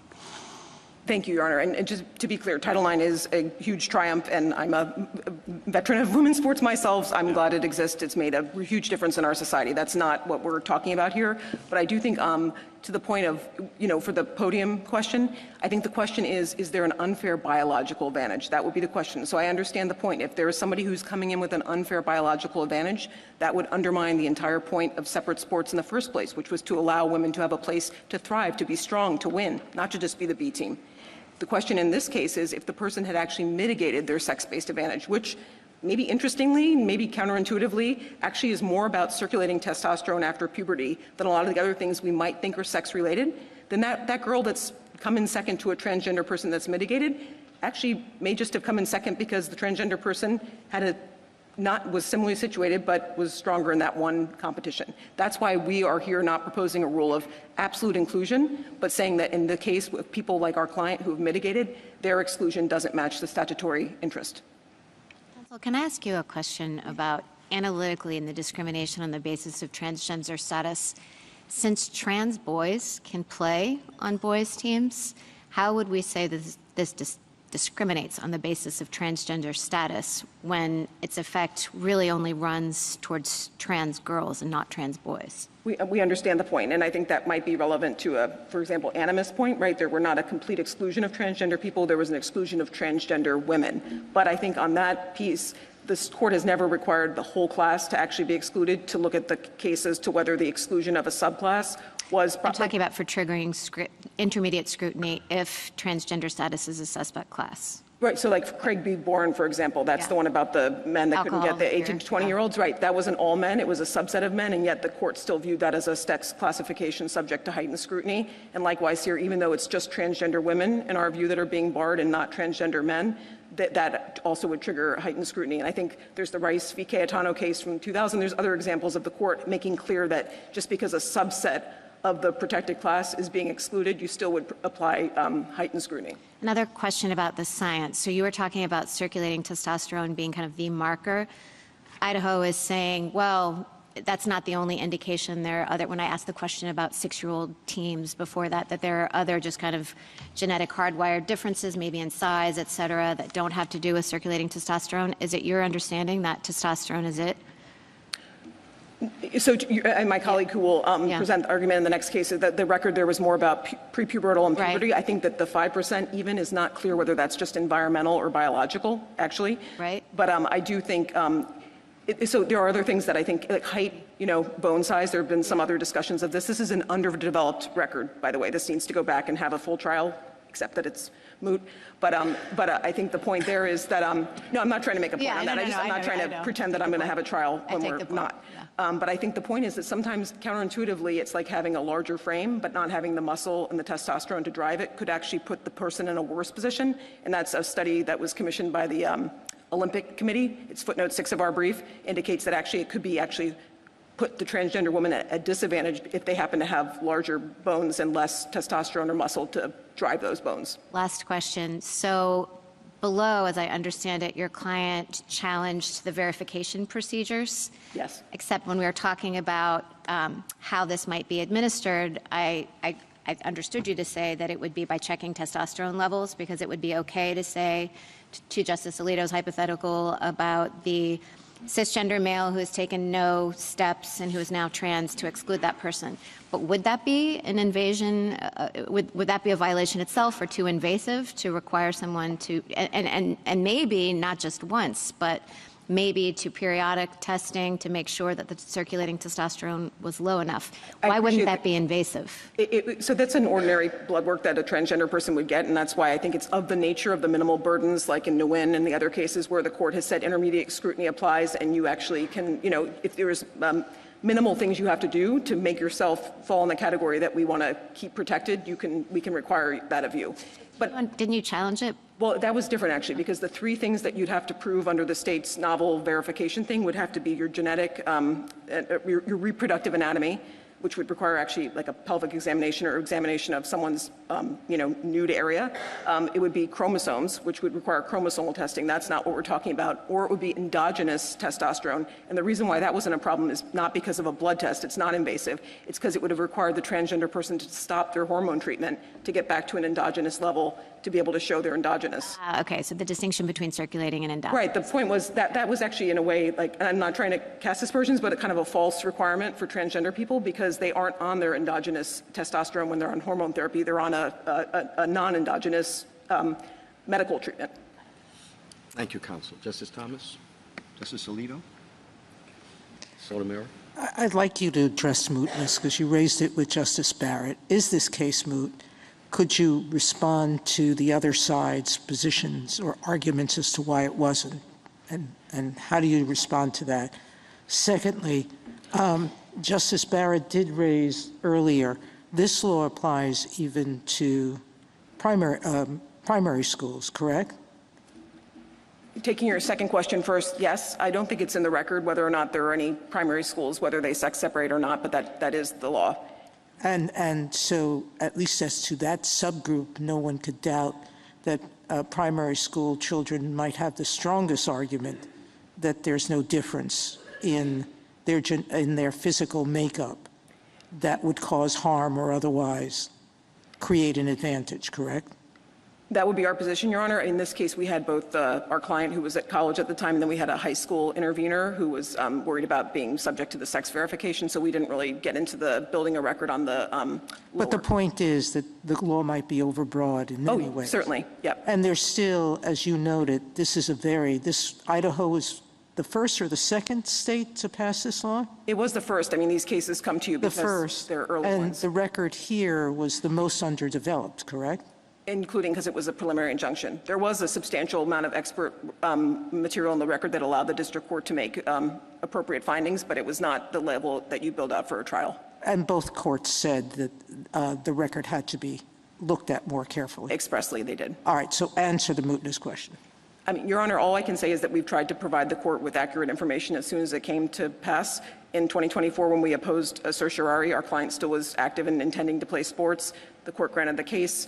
She was preparing for what she hopes is her final year of college. She was concerned about the increasing hostility and the visibility. I mean, we're here now, and that's okay. She understands she brought the case. But that was the basis for her trying to end her sports career. And it isn't contrary to what she said before. She did intend to play sports through college. Her college has taken a long time. She is now sworn she will never play sports that are covered again, and she won't do that even if she happens to somehow win this case. So that is just the truth. But whether the court believes it's moot, that's, we put the facts before you for you to decide. How about her graduating this year? There was a suggestion she might not. As you can tell, college students have so she is trying her best to get through college. I think at this point, and I'm just basing on what I know of as to today, she's unlikely to graduate by May, as my friend said, but is hoping to make through summer credits, could graduate in the fall. Finally, in terms of the sports teams, the Olympic team, that all happened in 2025 after our president directed them to.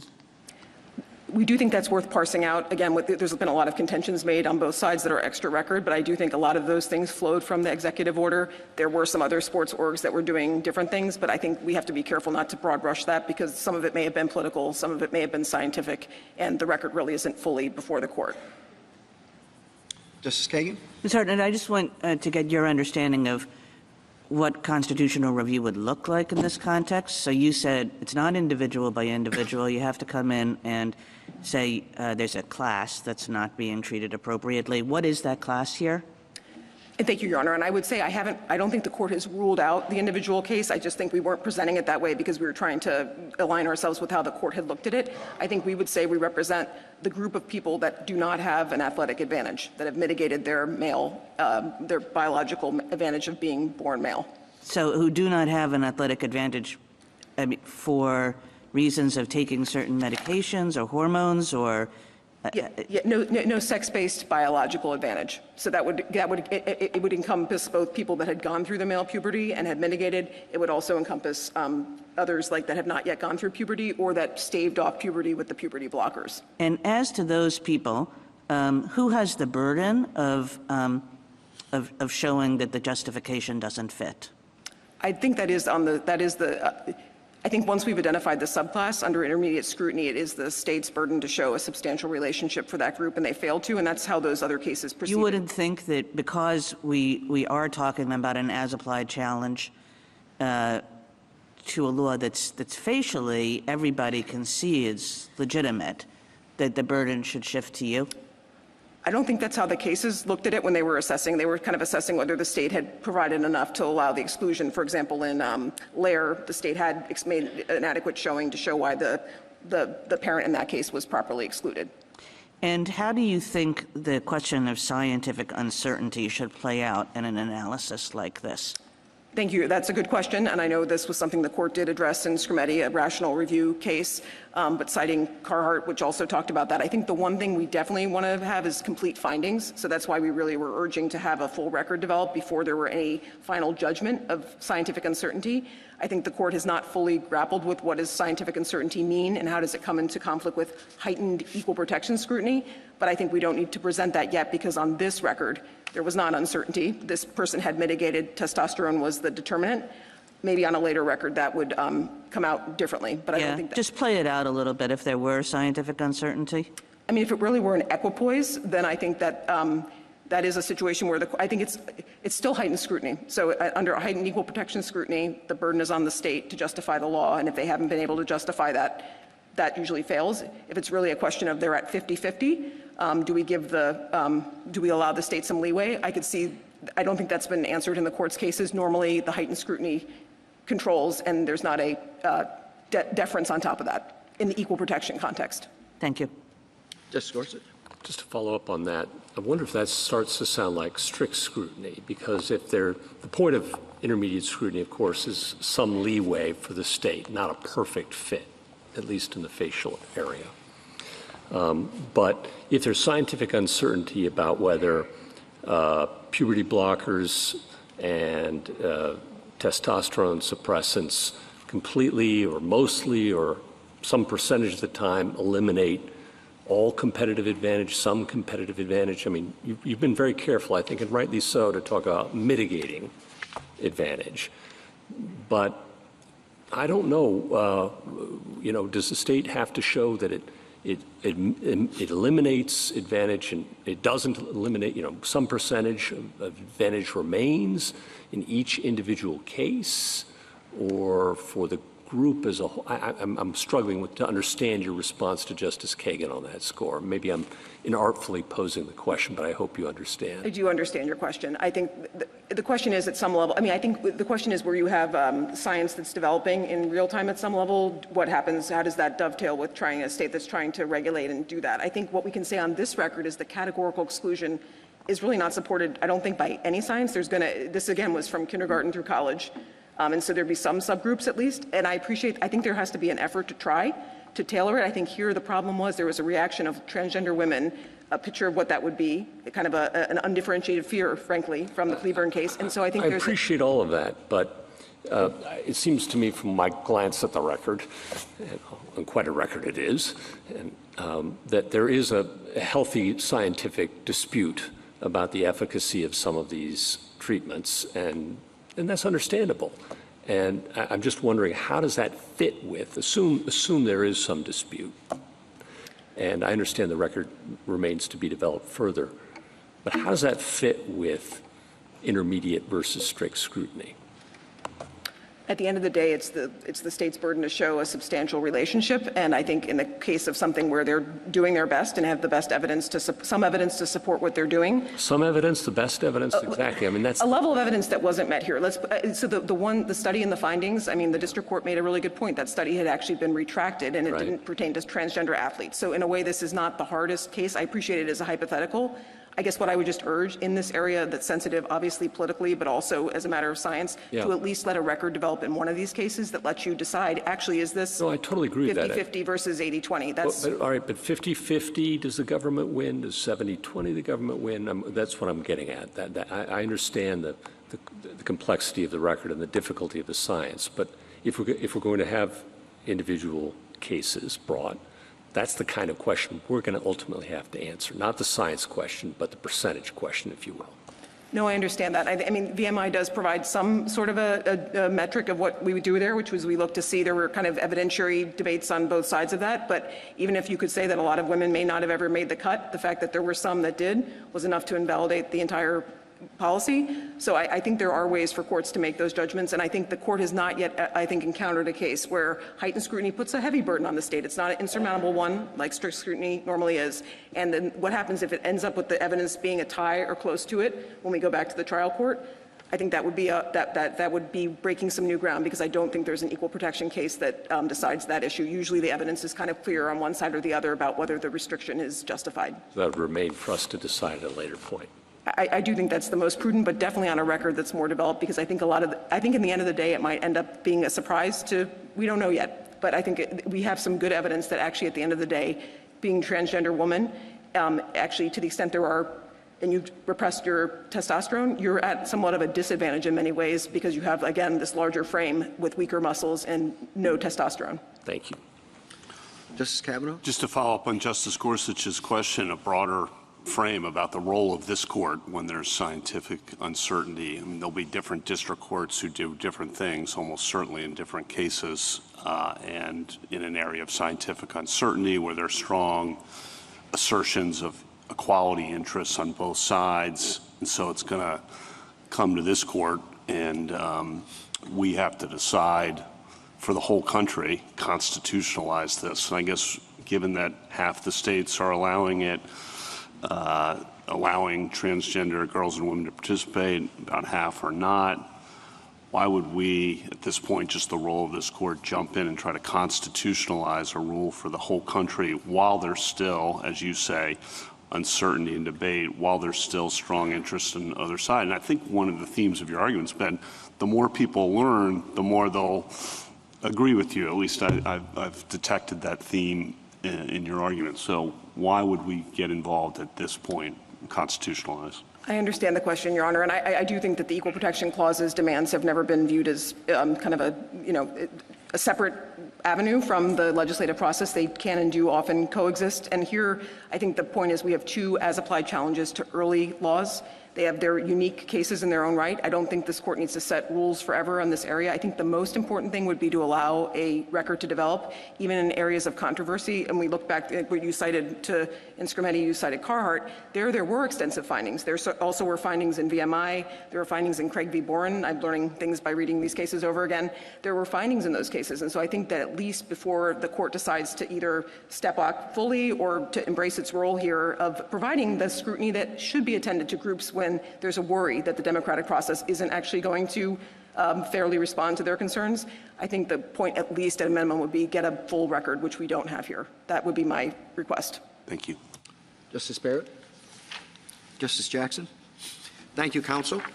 Rebuttal?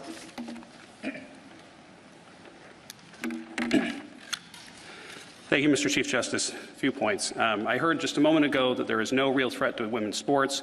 We strenuously disagree. We cite Your Honors to the UN Special Rapporteur's report that says 600 women have lost 890 medals in 29 different sports. That's what we're talking about. It is a real threat. Medical transition does not reliably suppress all male athletic advantages. I'd cite Your Honors to our record in which our expert, Dr. Brown, shows the experience of one C.C. Telfer, an elite track athlete who underwent a medical transition and whose track times did not change. That is the story in many situations, and unless we can reliably distinguish between those situations and the situations which testosterone suppression does reliably eliminate the advantage, then we can't do that. We need a broader classification, and sex is the right one. And if it were merely politically motivated, I would add we wouldn't see this same rule being implemented by World Athletics, World Boxing, the NAIA, these different groups that were not influenced by recent politics but came to these decisions after studies, after lengthy examination, and reached the same decision that Idaho has.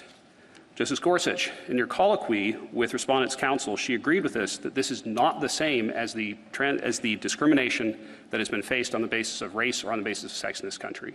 We agree it's not close to the discrimination that people have faced on the basis of race or sex in this country. That said, the court does not need to reach that answer here, because if there is no transgender status classification in scrutiny, there certainly cannot be one in this case. In fact, as our briefs argue, the court can and should avoid all of these questions by applying rational basis review. Bottom line, sports are assigned by sex because sex is what matters in sports. It is the fairest and the safest and the most administrable way to assign sports teams. It's been widely accepted for many decades because it's necessary for fair competition, because where sports are concerned, men and women are obviously not the same. If Idaho can't enforce a sex-based line here in sports where nobody disputes that biological differences matter, then no line based on biological sex can survive constitutional scrutiny. The court should uphold the Fairness in Women's Sports Act and reverse. Thank you, counsel. The case is submitted.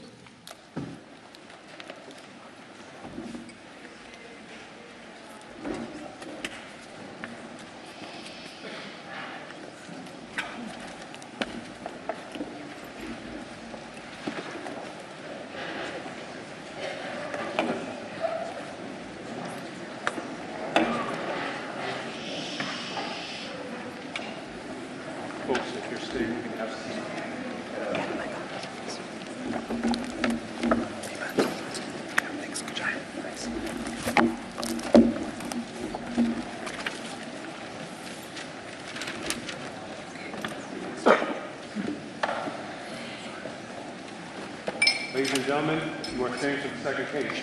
Please remain in your seat.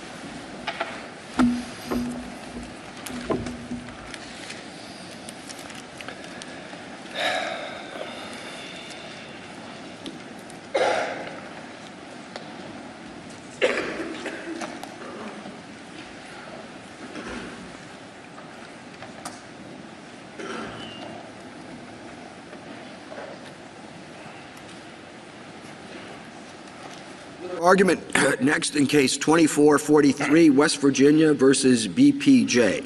Mr. Williams? Mr. Chief Justice, and may it please the Court. States have long assigned students to sports teams by sex. West Virginia is no different. Maintaining separate boys and girls sports teams ensures that girls can safely and fairly compete in school sports. The question today is whether this enduring structure can continue. It can. Title IX permits sex-separated teams. It does so because biological sex matters in athletics in ways both obvious and undeniable. The text, history, context, and structure of the statute, alongside regulations expressly authorizing what West Virginia has done, confirm as much. Respondent says that West Virginia schools can no longer designate teams by looking to biological sex. Instead, schools must place students on sports teams based on their self-identified gender. But that idea turns Title IX, a law Congress passed to protect educational opportunities for girls, into a law that actually denies those opportunities for girls. The Court should not embrace that backwards logic. Aside from its problems with Title IX, the decision below constitutionalizes one side's view of a hotly disputed issue. But West Virginia's law does not offend the Equal Protection Clause either. The West Virginia legislature reasonably and rationally defines sex based on biology and acknowledged the physical differences that biology creates. Given those differences, the law satisfies rational basis review. And the state's law satisfies even intermediate scrutiny because it is substantially related to the important governmental interest in ensuring fairness and safety in girls' sports. Respondent attacks the law by searching for a transgender classification that simply isn't there. The law is indifferent to gender identity because sports are indifferent to gender identity. Ultimately, West Virginia's law, like the laws of at least 26 other states, simply preserves the enduring structure on which girls' sports depends. It should be upheld. I welcome the Court's questions. What's your view of with Title IX, how it defined the separated sexes, male and female? So under Title IX, Your Honor, we would look to the ordinary understanding of sex at the time that Title IX was passed, 1972, and I think also relevant would be 1974 when the Javits Amendment was passed. And at that time, the ordinary understanding of sex was biological sex, consistent with the understanding of sex reflected in West Virginia's statute. I think that's also consistent, frankly, with this Court's own understanding of sex and some of its own cases like Frontiera, where it likewise focused on things like reproductive function. Well, with that definition, how would you square this challenge with the continued existence of Title IX? So I think this challenge fails under Title IX, and in fact, it amounts to a backdoor attack on Title IX, in the sense that Title IX itself contemplates sex distinctions, and express regulations specifically applying to the context of athletics expressly contemplate the distinctions between sex of male and female sports teams. In interpreting this definition, would it make a difference, or does it make a difference, that this is a spending clause statute? I think it absolutely does, Your Honor. Obviously, in the spending clause context, as this Court has somewhat recently reminded lower courts, it's important for Congress to speak with an even clearer voice because of the contractual nature of the conditions that are imposed. States like West Virginia have to understand exactly the obligations that they're assuming in the context of a spending clause analysis. And so it amounts to effectively a canon of construction that requires that clearer statement in order for the condition to attach. I would have thought that's an interesting argument, that this is spending clause legislation in Title IX, and Congress has to speak with a particularly clear voice, and whatever it's said here isn't clear enough. You didn't raise that argument. And there's an argument from your friend on the other side that you waived the argument, or forfeited it at least. Right. And it sure isn't the lead argument in your brief. Help me out. Why? So we, of course, start with the plain text of the statute, Your Honor, as this Court has told us to do several times. Yeah, well, I might start with the constitutional authority under which that statute was adopted, counsel. I think that's equally compelling authority for our understanding of the Equally compelling, the Constitution equal? Perhaps greater compelling I would have authority. thought, yeah. West Virginia, as you know, why isn't it in your brief? West Virginia is maybe uniquely a fan of clear statement rules, as Your Honor might know from past cases. But in the spending clause context, I think it is in fact the case that your court has repeatedly stressed that Congress has to speak with that exception. I know what we've said. I'm wondering about what you didn't say. So I think if you're looking at the way that West Virginia has characterized it, certainly we have made that argument and presented that argument to this court. I'd refer you to the topside brief. It's clear and centered under a clear heading. As I think what their suggestion is from the other side is that we didn't clearly enough raise that argument below. We would take issue with that characterization. There was obviously binding contrary authority in the Fourth Circuit. And so I think strategically we decided not to make that the front and center argument because we understood that was dead on arrival in that particular court. But that's not to say that we waived the issue by any means. It's a canon of construction that continues to assist this court in its application of the text of the statute. But, counsel, can I just ask you about this, though? Have we ever applied the spending clause's notice requirement outside of the damages context? Because here we're not talking about a situation in which B.P.J. is seeking damages, and I thought that was sort of a crux of the spending clause analysis. I will concede, Your Honor, that many of the cases that talk about this rise in the context of, or maybe even all of the cases yes, that rise in the context. I'll concede as much, yes, Your Honor. But I don't think the court has ever suggested that the specific request for damages is the reason for its analysis. And I think that actually would be inconsistent. But we would be having to address that, I guess, and extend it in this context if we were to take a spending clause tack. I would respectfully disagree, Your Honor. I would say that just because the court hasn't done so before doesn't mean it's an extension per se. I think that what the court has said is that you view the language of these statutes as effectively contractual agreements.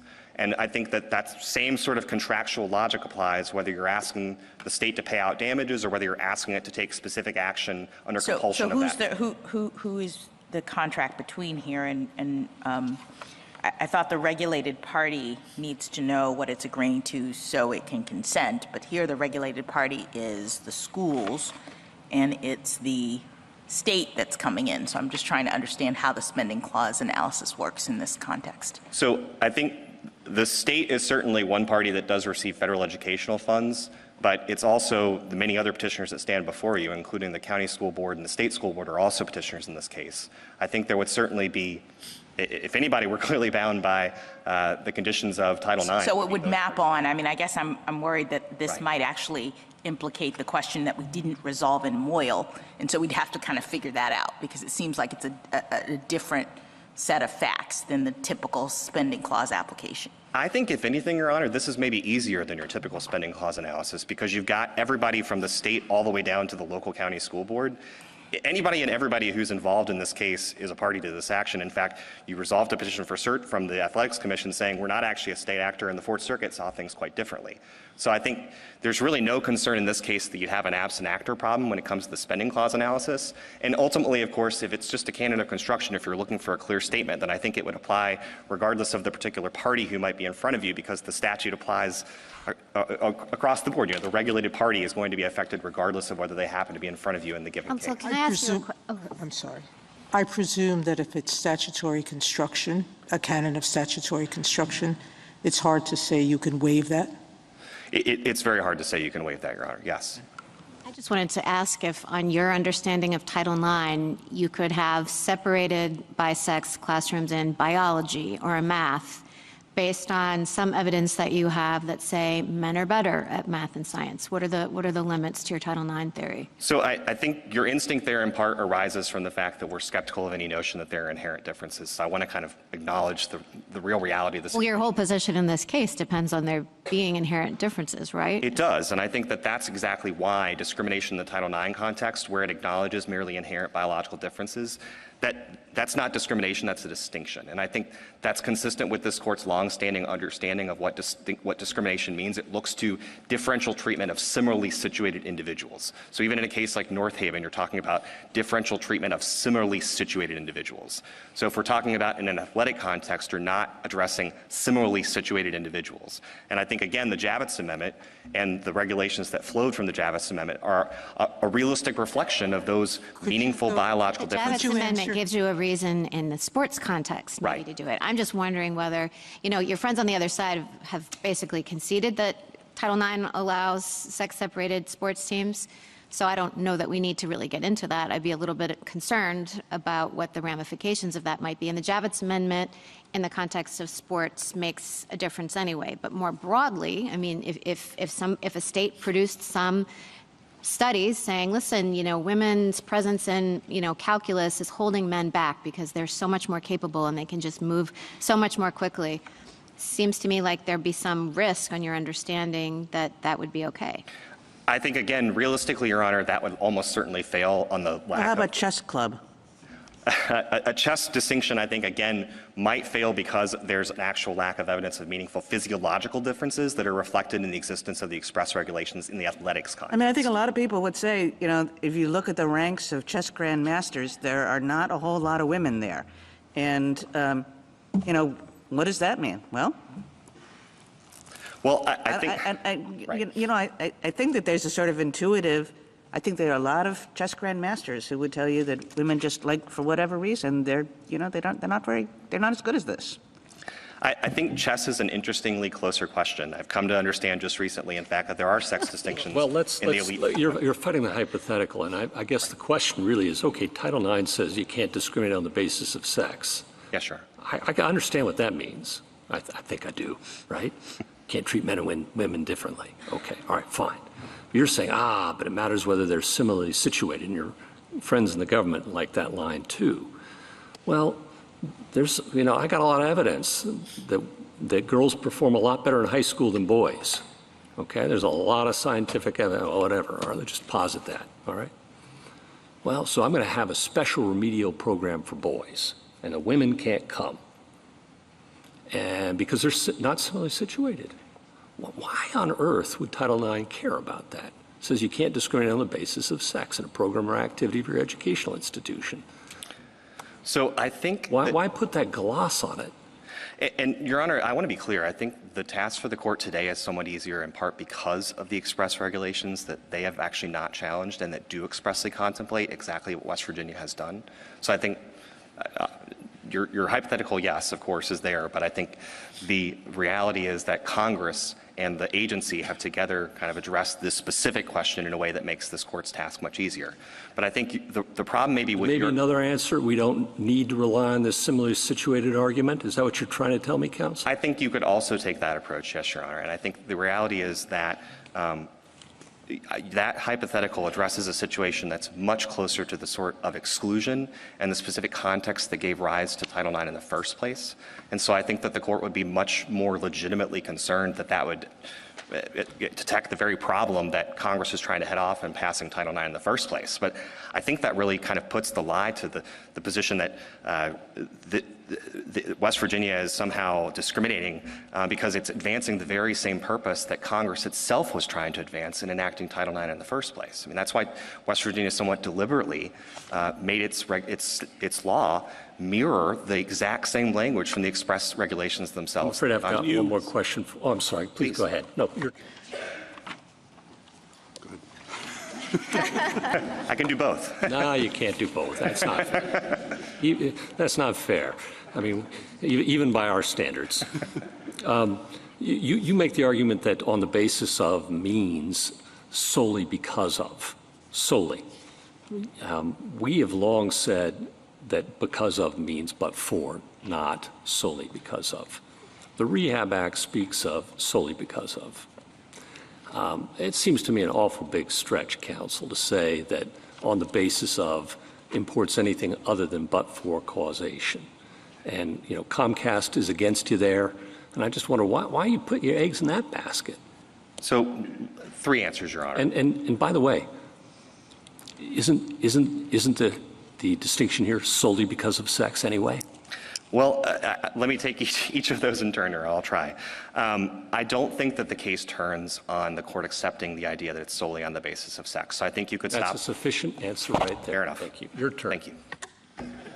Can you explain the relevance and significance of the Javits Amendment to distinguishing sports from all these other hypotheticals? So I think the relevance and significance is Your Honors are faced with a unique set of regulations, in that Congress was directly and intimately involved in both the instigation of the regulation in 1974 and then sort of... And in that law referred to the nature of particular sports, right?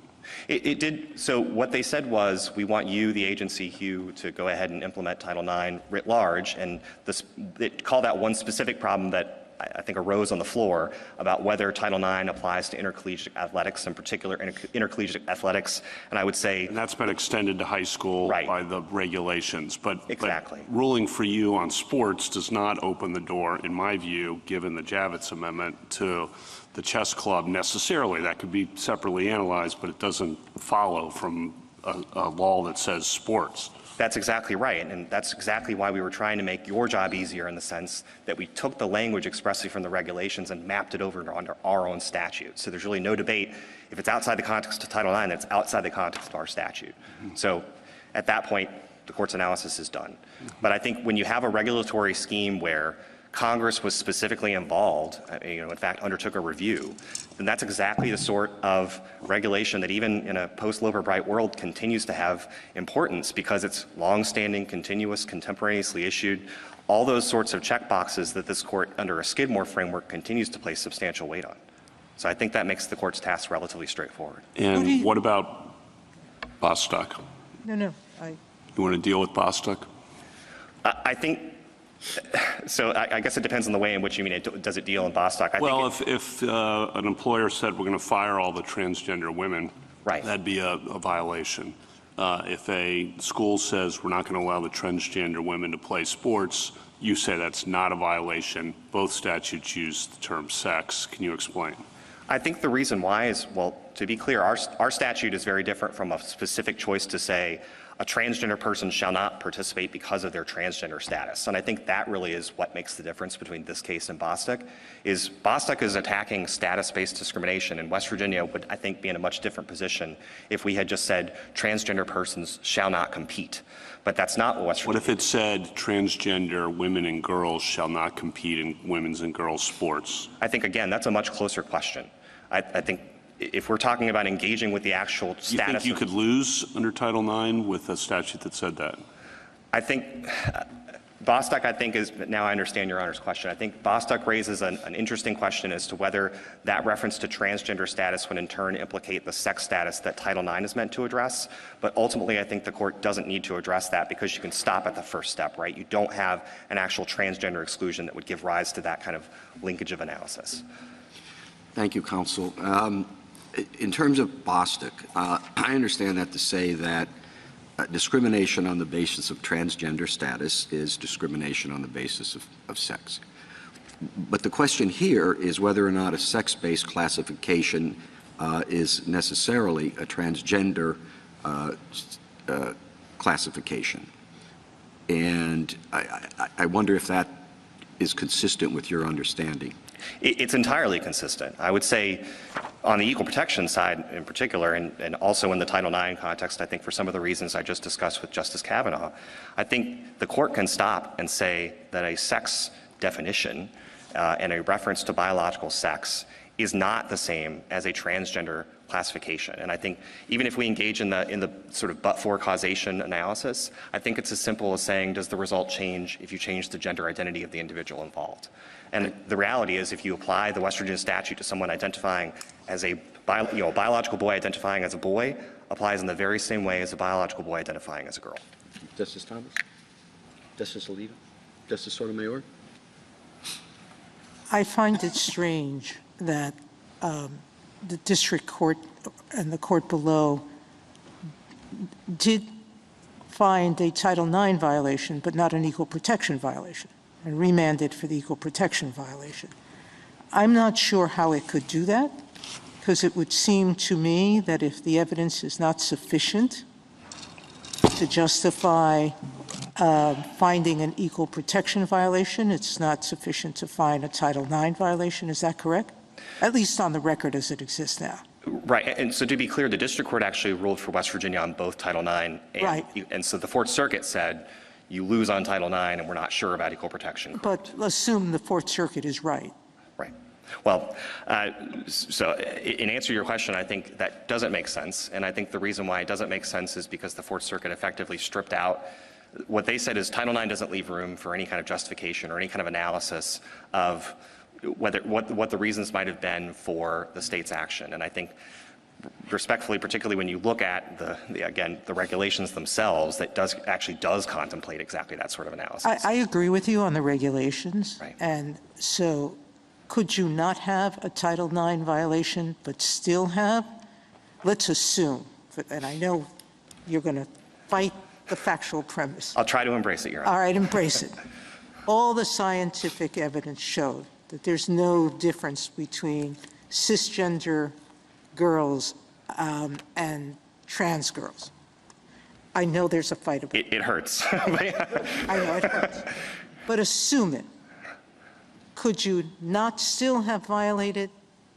Could we hold that as the regulation stands, the regulation would permit you to discriminate, but the equal protection clause would not? So let me try to get my head in the framework of assuming. I think the regulation would still allow us, under its express terms, right? I'm assuming, right. Yes. And so you're asking, even assuming our compliance with the regulation, could we still have a potential equal protection problem? Yes.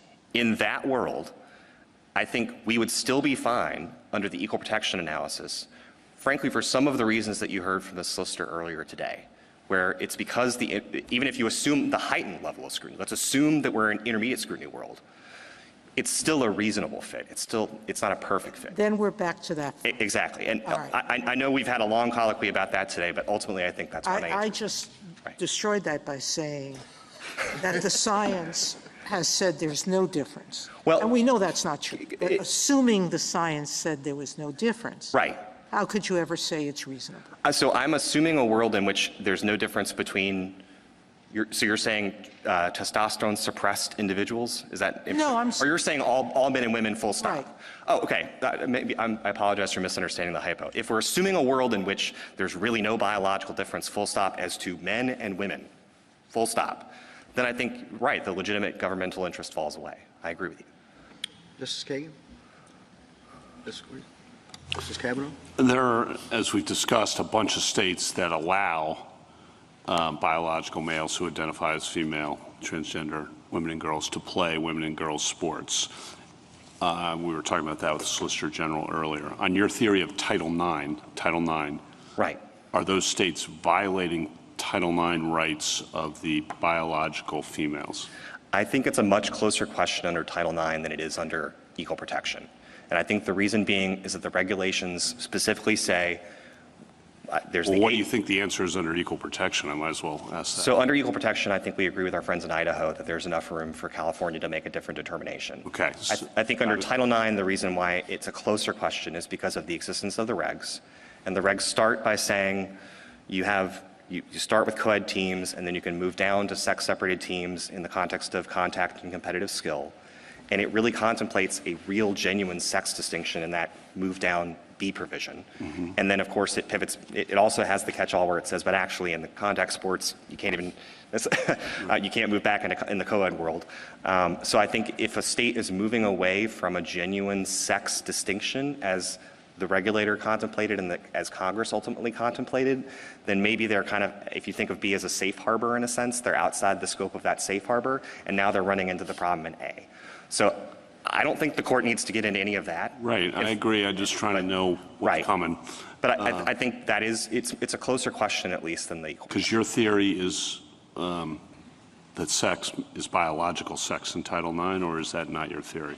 No, that is, and it's not our theory, Your Honor. It's just it's the ordinary understanding of what sex meant, both in 72 and 74 when the regulations were themselves implemented. So I think we're just trying to be consistent with that. Thank you. Thank you. Justice Barrett. Justice Jackson? So I guess I'm trying to puzzle through whether or not there is some independent form of discrimination against transgender women that is distinct from the sex separation that Title IX allows. So I appreciate that your argument is that because the regulations permit sex separation and that hasn't been challenged, that should be the end of this inquiry, basically. And I think you get there because you say you're sort of picking up on this idea that maybe this is just about a definition of who is a male or a woman. Is that right? I think to some degree, but it's also, Your Honor, degree. it's just because we're indifferent to a person's gender identity in applying the law. But the law actually operates differently, I think, for cisgender women and transgender women. That is, with respect to their desire to play on a team that matches their gender identity, cisgender women can do it, transgender women cannot.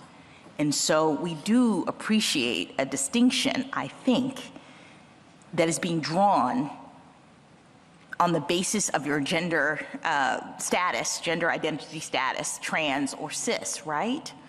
So, and I want to make sure I understand Yes. if we're operating in Title IX world or equal protection world, because I think it might make a difference to the answer. But Okay. Let's start with Title IX. So Title IX, I think the question of, I look at this statute and see a distinction between boy and girl indifferent to gender identity. And I think that... Right, but I'm testing that proposition, right? You see that distinction, and I see it too on the separation of teams level at the beginning. Right, and I think what I'm hearing is that distinction arises from a difference in effect, and I don't see a disparate impact analysis that's sort of hidden away in Title IX. But why is that a difference in effect? So it's like a second order discrimination, right? The first order is separating male from female. Right. The second order is separating transgender women from cisgender women, right? Respectfully, I would disagree, No. Your Honor. The reason why is just because I think anytime you have a classification, you could divide it into subclassifications, and I don't think that then becomes, like, the law in the same way applies to brown-haired biological girls and blonde-headed biological girls. No, I understand, but I don't think you can classification get, based on hair color. I'm not sure, and maybe this is switching to the equal protection, I don't think you can get out of the implications of making a classification by setting it up as a definition, you know, as a subclass. And so we've already okayed the classification because it's really all about classification. You can't distinguish in that way, right? Well, I think what the court said on the equal protection side is you look at the facial classification, and I think here it's effectively unconceded that the facial classification is between boy and girl. And I think at that point, if maybe you have a situation where you think that the classification is somehow a proxy for some sort of secret secondary classification, but I don't No, hear them but the definition implicates another division. So here's an example. So suppose that we have Title IX exempting, and I think it does this, certain religious institutions from its requirements. And let's say Title IX defined, then went on to define, this is in my hypothetical, religious institutions to include only those institutions that proselytize. I mean, is that a classification problem or a definition problem? I would say it would be a classification problem, and you'd still have to apply all of the heightened scrutiny just because, you know, they're defining religious institutions in a certain way. Similarly here, you have the overarching classification, you know, everybody has to be, play on the team that is the same as their sex at birth. But then you have a gender identity definition that is operating within that, meaning a distinction, meaning that for cisgender girls, they can play consistent with their gender identity. For transgender girls, they can't. So I think that, okay, so as to the part about your ability to pass over from boy to girl, yes, you can go from one way but not the other. I want to be clear that B.P.J. is not challenging that specific classification. I think that's important to start with. But I think, if anything, that's useful evidence as to the lack of a transgender-based discrimination, because if the legislature were just sort of unsettled by the notion of transgender athletes, I think the answer would have been to then bar them from passing over in any way consistent with their gender. I appreciate that. I guess I was getting at the what I understood the Chief Justice to be trying to discuss, which was this notion that this is really just about the definition of who we accept that you can separate boys and girls, and we are now looking at the definition of a girl, and we're saying only people who were girl assigned at birth qualify. And there is authority cited in our brief. This court, I don't think, has ever phrased it quite as in the way of this definitional framing that we're talking about right now, but certainly cases like Jana Rock in the Second Circuit do approach it from this sort of definitional framing, and they say that if you effectively concede that there's an initial ability to draw a classification, then that suffices to satisfy the intermediate scrutiny question. But then past that, the definitional question is evaluated through rational basis review, and that's Jana Rock.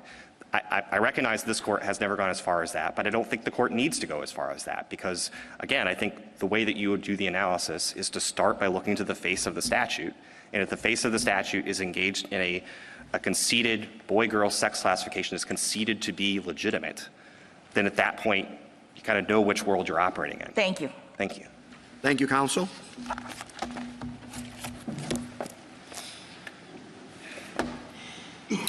Mr. Mupan? Mr. Chief Justice, and may it please the court. So there have been a lot of different arguments made this morning, and so I think it might be helpful to just focus on what I think are the easiest way to resolve both of the claims in this case. On the equal protection claim, it's the arguments we discussed this morning about intermediate scrutiny doesn't work on this as-applied basis. So let me focus for the Title IX claim. I think the simplest way to resolve the Title IX claim in this case is as follows. The regs expressly authorize sex-separated teams. The other side isn't challenging those regs. When those regs use the word sex, they obviously use the word sex to mean biological sex in the reproductive biology sense. That's the ordinary meaning of the term in 1972 and 1974. As a result, whether or not they are right that taking testosterone suppression eliminates any physical advantage doesn't matter because the regs define separation based on sex, based on biology, not based on circulating testosterone levels. So the difference that their claim that they've eliminated the difference just doesn't matter under the language of the regs, and that's enough to resolve the case. So your argument, as I understand it, is that they're not similarly situated. So that's an additional argument you could make is to say that even if you just focus on the language of the statute says discriminate on the basis of sex. Discrimination, as this court has repeatedly recognized, including in Bostick, means treating one person worse than someone who is similarly situated. And yes, we don't think a man taking performance-altering drugs is similarly situated to a woman, but you don't even have to reach that question because under the regs, the question is the regs say you could separate based on sex. Everyone agrees that sex in those regs means biological sex. Therefore, the circulating testosterone levels are just legally irrelevant under the regs. So why do you say you can separate the sexes? Why are you now taking the position in other cases that if states choose not to separate the sexes in the way you want, that they're violating Title IX? Well, so again, we think that's a separate question and you should leave it separate. But the argument we're making in those cases is the statute and the regs allow separation based on sex because of the biological differences between men and women. If you purport to separate based on biological sex, but then you allow some biological males to play on the female team, you've undermined the justification for separating in the first place. Because normally you can't separate. If you take, for example, world history class, you can't have world history class for men and women. That's generally prohibited by the statute. The reason you could separate for sex for sports is the biological difference. And if you then undermine that, you've undermined the justification for separation. So we're now back always to the science. Is there really a difference? And a difference for this kind of person? If it's not clear the way you want it to be in terms of separating the sexes, I'm wondering why it's clear for your attempt to force those states who are choosing not to do this. You're now saying you must. Again, that question is not presented in this case, and for this case, the factual dispute is irrelevant. Mr. Mupen, do you think that the spending clause should inform our analysis here? I don't think this court should invoke the spending clause in this case. Why not? For two reasons. One, we think that the statute and the regs clearly do not permit the claim. I understand that. And then the second is how the spending clause applies in the context of Title IX is, I think, a little more complicated than my friend suggested. It's not a clear statement requirement. I think if you look at some of these clear notice cases like Jackson and Geyser, I don't think you would say that those statutes had a clear statement. It's a clear notice requirement. Right, but how that applies is a little tricky, and I think in the case... Why? I mean, your argument is that in 1974 and 1960 sex meant biology, and that it's not clearly, there's not clear notice otherwise. Why isn't that the end of it? Again, so I think the end of it is the statute clearly doesn't permit this claim. I'm just saying that I would be cautious about speaking about how the clear notice requirement applies, because it is not a clear statement requirement. I understand that. You're not answering my question with respect. So I guess what I'll say, it's a clear notice requirement at minimum and a voluntary agreement, and sex at the time of the statute meant, as Bostock said, you know, there's a good argument it's biology. And why wouldn't West Virginia be within its rights to say we didn't have clear notice otherwise? the scope of the clear notice requirement is a tricky question. If you look at this court's cases, I suspect— What's tricky about that? I suspect Your Honor would think a lot of the cases where this court has found Title IX to apply, you would think there's not clear notice. All right. And so I think it's a tricky issue, All right. and I think it's a case that should be briefed, and I don't think it's an issue you need to resolve in this case. And then on the statute itself, it speaks of discrimination in program or activity, and in Davis we explained that that requires kind of a look at the whole of the institution, because the definition of program activity is the whole institution. And so that's less individual focused, it seems to me. Thoughts? Well, I think that's true for the funding, but I don't think that's true in terms of how the discrimination provision works. If you discriminate or exclude in one part of the school, I don't think you could justify that by saying, well, all the rest of the school, we treat everyone fairly. I think those cases you're talking about, as long as you're receiving funding somewhere, the whole school's activities are covered. Okay. And so it really boils down to the living accommodations provision, which Congress anticipated there would be sex-separated living accommodations being permissible, the Javits Amendment, and then the regulations that are long-standing and then therefore are entitled to some serious consideration. Well, no. So, you know, Your Honor asked why we run the similarly situated argument. Take, for example— No, don't bring that back up. Well, locker rooms and showers aren't covered by any of the things you just identified. Not the living facilities provision, not the Javits requirement. You would have to say that Title IX bans single-sex locker rooms and showers. Okay, all right. If that's your view, then let's talk about the similarly situated. I guess I have to. What about the hypothetical I posed earlier that when it comes to high school performance, girls are sure a lot better than boys, and so we're only going to have remedial classes for boys and girls aren't free to attend? So I don't think those differences are based on inherent biological differences. Well, let's say I've got really good science. I mean, it's all about the science, right? I got the science. You're fighting the hypothetical. I'm not fighting the hypothetical, Your Honor. I think what I would say, Your Honor, is that this court has held in cases like VMI that in general, classification based on sex is impermissible because in general, men and women are similarly situated. Where that's not true is for the sorts of real, enduring, obvious differences that this court talked about in cases like VMI, the differences in reproductive biology. I don't think the sort of pseudoscience you're suggesting has been baked into the Well, it's statute. not pseudo. It's good science.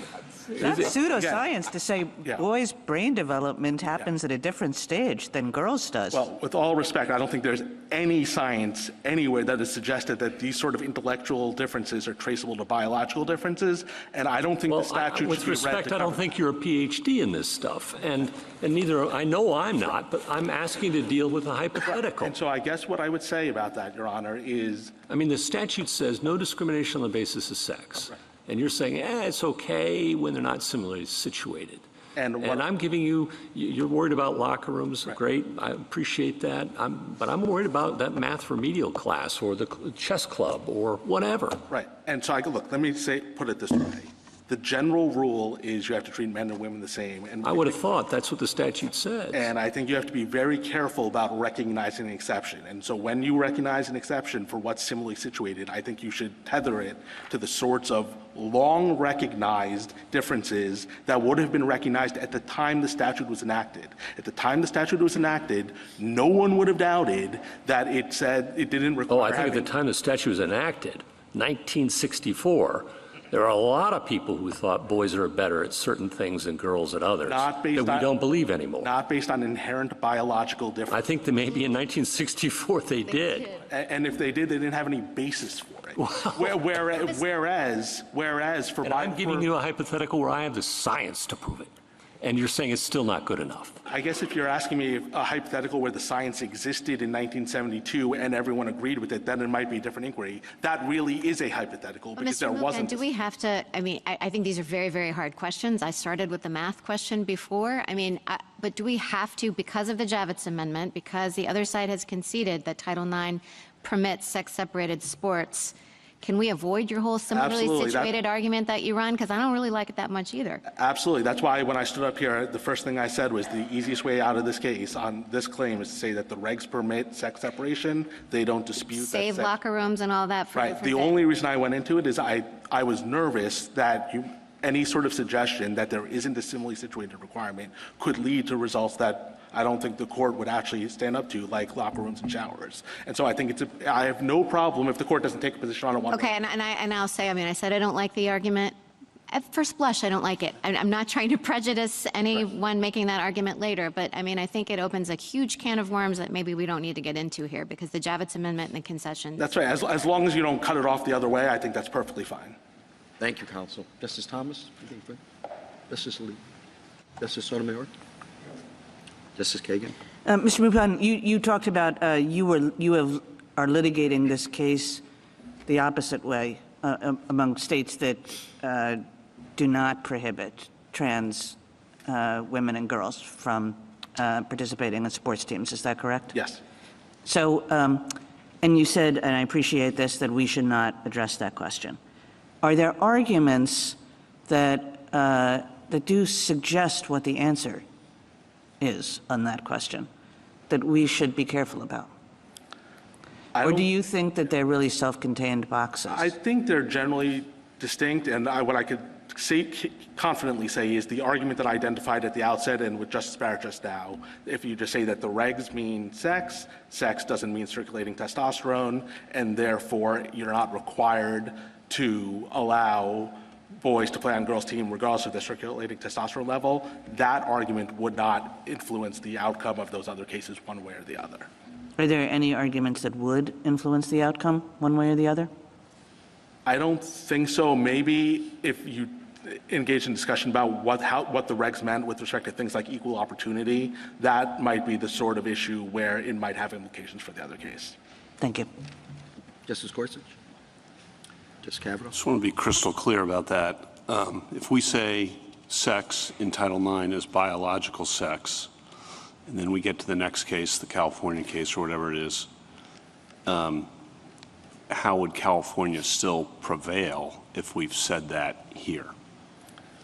I think the argument the other side would make would be that the regs don't prohibit them from accommodating transgender individuals. Even though the regs permit separation based on sex, they also don't forbid accommodation of transgender individuals. That's the argument they would make. And they would say it doesn't matter that you're allowing some boys who have a biological advantage to play on the girls' team. What's the argument you're currently making in opposition to that? That the justification for separating on the basis of sex is the biological difference. And so you're undermining the justification for the separation.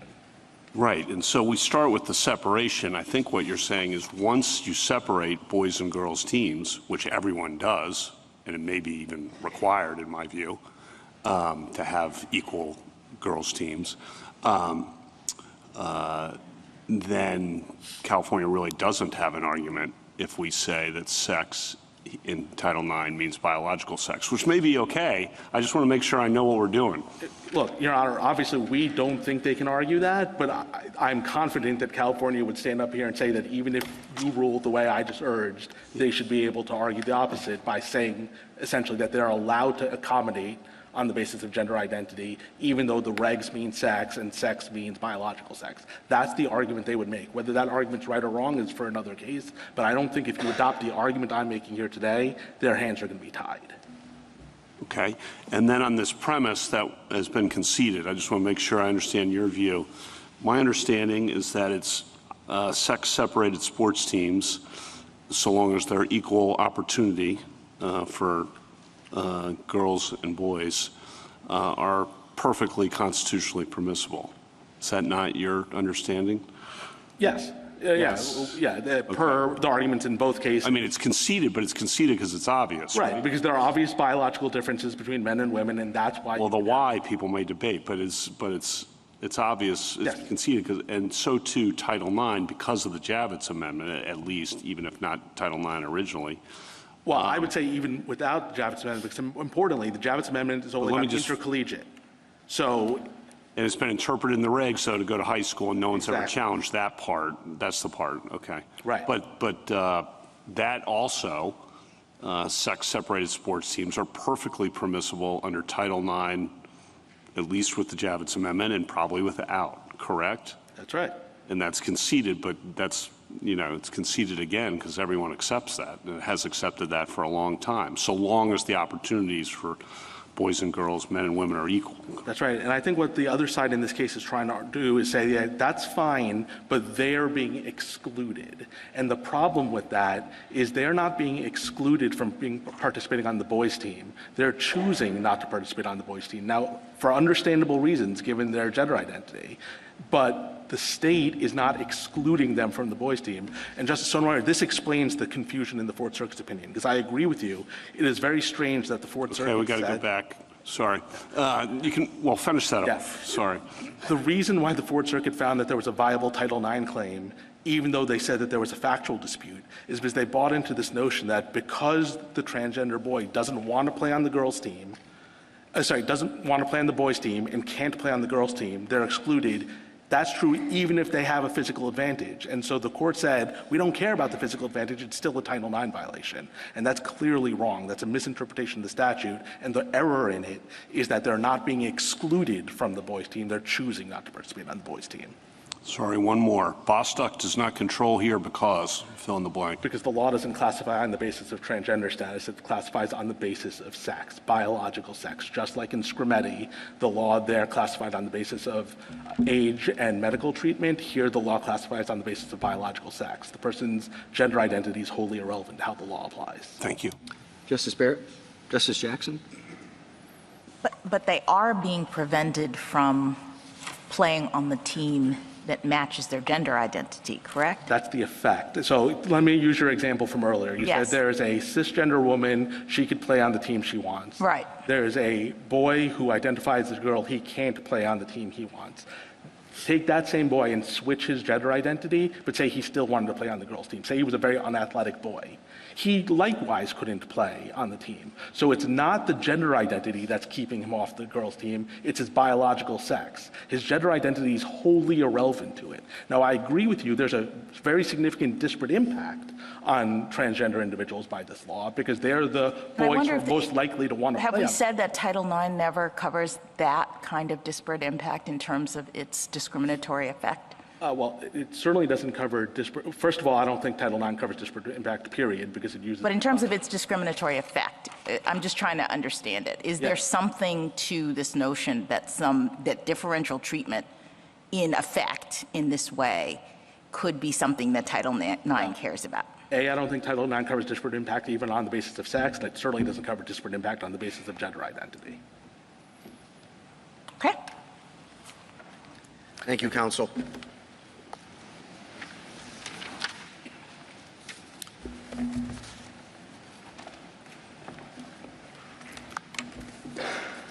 Mr. Block?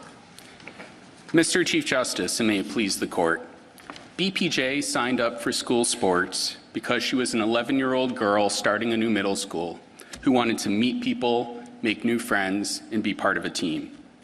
West Virginia argues that to protect these opportunities for cisgender girls, it has to deny them to B.P.J. But Title IX and the Equal Protection Clause protect everyone, and if the evidence shows there are no relevant physiological differences between B.P.J. and other girls, then there's no basis to exclude her. In thinking through the Title IX claim in particular, it's important to distinguish between how Title IX operates as a general matter and how it operates outside the context of athletics. And I'm glad that we're doing that this morning. Instead of focusing on athletics, West Virginia argues more generally that this court's reasoning in Bostock does not apply to Title IX. To distinguish Title VII from Title IX, West Virginia argues that Title IX protects groups instead of individuals and applies only when sex is the sole cause of adverse treatment.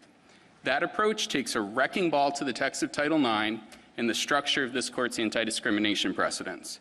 It would dilute Title IX's protections for everyone, not just transgender students and not just in the context of sports. West Virginia's law treats B.P.J. differently from other girls on the basis of sex, and it treats her worse in a way that harms her. Outside the context of athletics, that's all B.P.J. would need to establish a Title IX violation.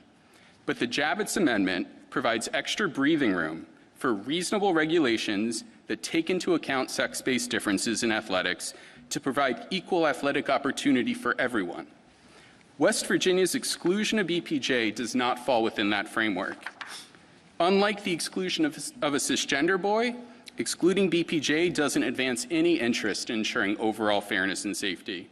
And unlike the case of a cisgender boy, excluding B.P.J. from the girls' teams excludes her from all athletic opportunity while stigmatizing and separating her from her peers. I welcome the court's questions.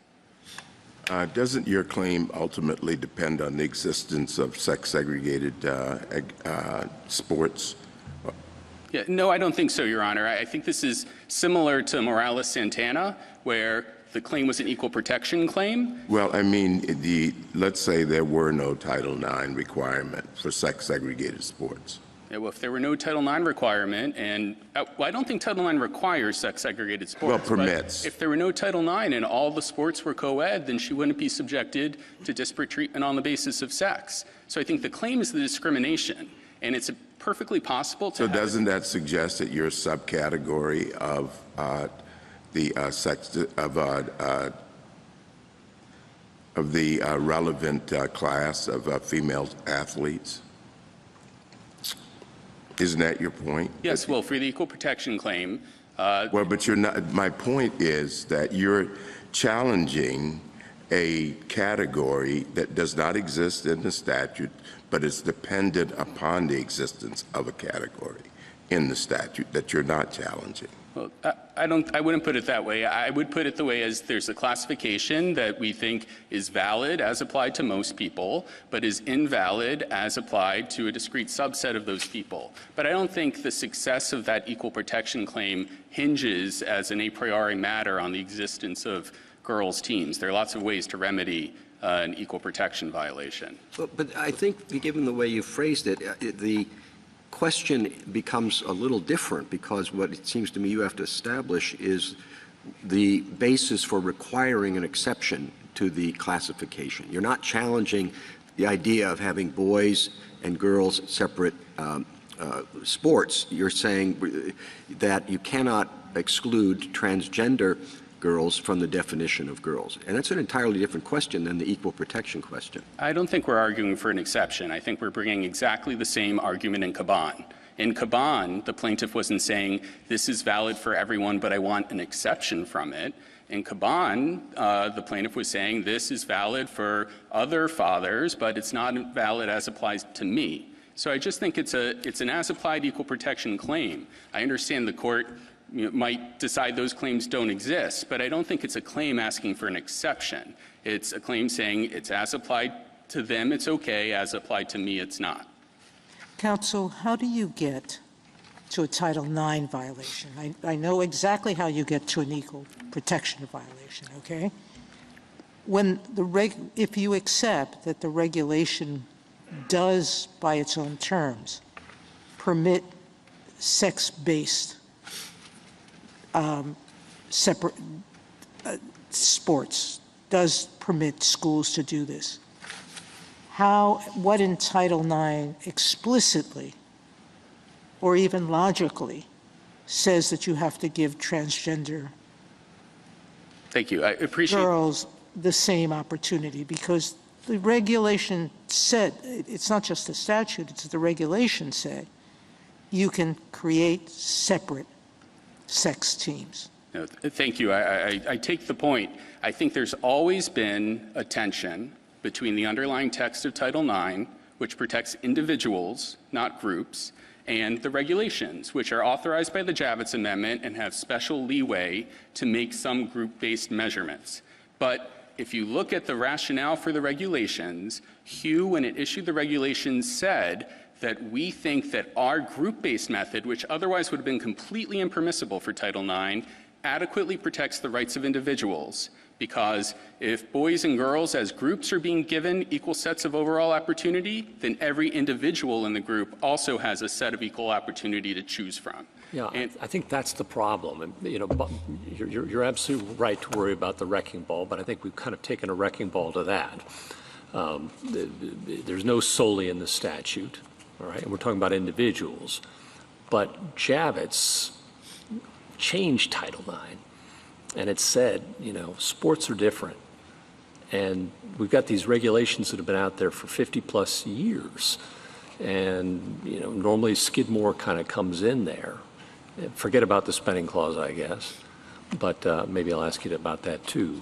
But why doesn't that make this case very different than Title VII? Yeah, so I completely agree. The Javits Amendment is what makes this different from Title VII, and I'm very happy with however this decision comes out, to have a decision that's focused specifically on the unique context of athletics as opposed to these broad arguments about Bostock applying to Title IX as a general matter. But I guess what I'd say is the regulations still require equal athletic opportunity. It's not a complete exception for sex-separated teams. Yeah, but Javits says it can be reasonable. Yes. And do you dispute that the Hugh regulation that's been on the books for 50-plus years is reasonable? I think it is absolutely reasonable as applied to cisgender students. I think that as applied to transgender students, instead of providing them equal overall opportunity, it's a complete exclusion from the program. And so that's our argument, that it's reasonable as applied in the context of cisgender people, but interpreting the regulations to authorize this sort of categorical exclusion that doesn't give B.P.J. an equal set of opportunities to choose from would be an unreasonable way to implement Title IX. Okay, gotcha.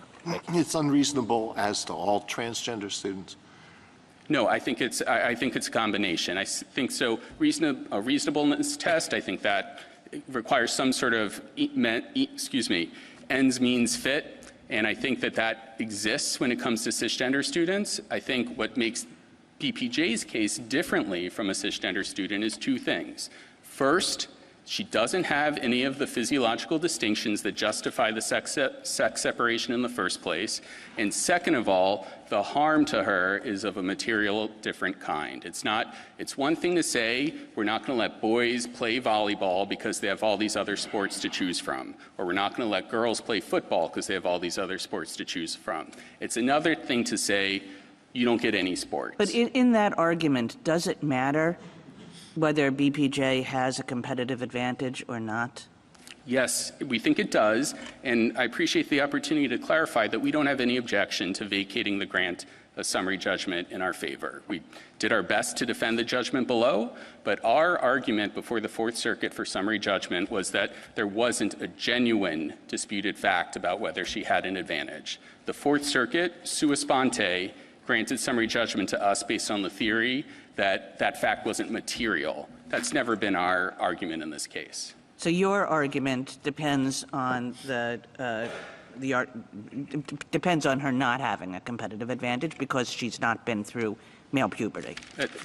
And not just not been through male puberty, but also gone through a female hormonal puberty with all the physiological changes accompanying it. But that the argument goes away if those facts go away. Yes, absolutely. Which is at the beginning of the argument, Justice Kagan, you talked about this could be resolved based on a legal principle or based on the facts. And I really do want to make a pitch for resolving it based on the facts because, look, if they're right about the facts, then we should lose. And the irony is that in order to win summary judgment in this posture, when there's a disputed question of fact below, is they can only win in this posture if we're right about the facts and there aren't any advantages. And I don't think there's any need at this juncture for this court to issue that broad a holding when, according to them, once the evidence comes in below, we're not going to get past summary judgment. I mean, you're not suggesting that we decide the factual question. No. I'm suggesting that the case be allowed to be decided on remand on the factual question, which I think, look, this is an important issue. It may affect the whole country, and the court wants to get it right. And I don't think the best way to get it right is to rely on, cherry-picked studies or assertions in amicus briefs. I think the way to get it right is to let all the facts they're trying to put in the record actually be put in the record. And then we'll have the facts in front of us, and maybe they'll make the issue go away.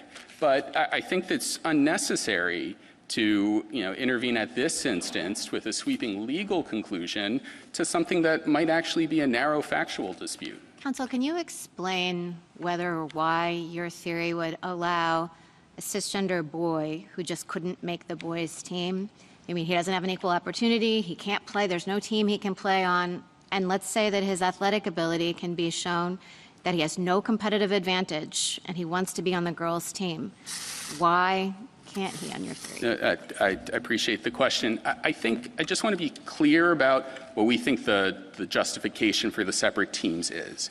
We don't think the boys' team is for better athletes and you have a backup team for athletes that aren't as good.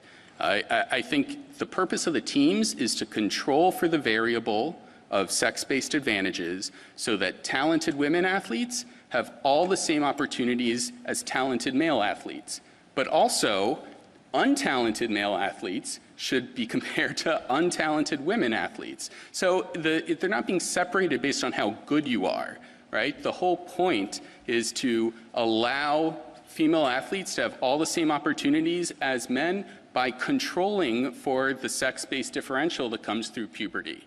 And so that's why I don't think that the claim is the same there. I think that's what's happened here is by virtue of her medical care, B.P.J. has already effectively controlled for those sex-based advantages. And so she is completely in the position that she would have been if her birth-assigned sex had been female.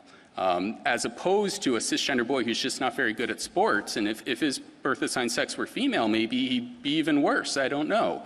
But again, the purpose is to control for the variable of sex to provide equality, not to have a good team and a team for people that can't cut it. Now, I'm happy to address— Can I ask a question on the law? Yes. On Title IX? I mean, I hate that a kid who wants to play sports might not be able to play sports. Hate that. But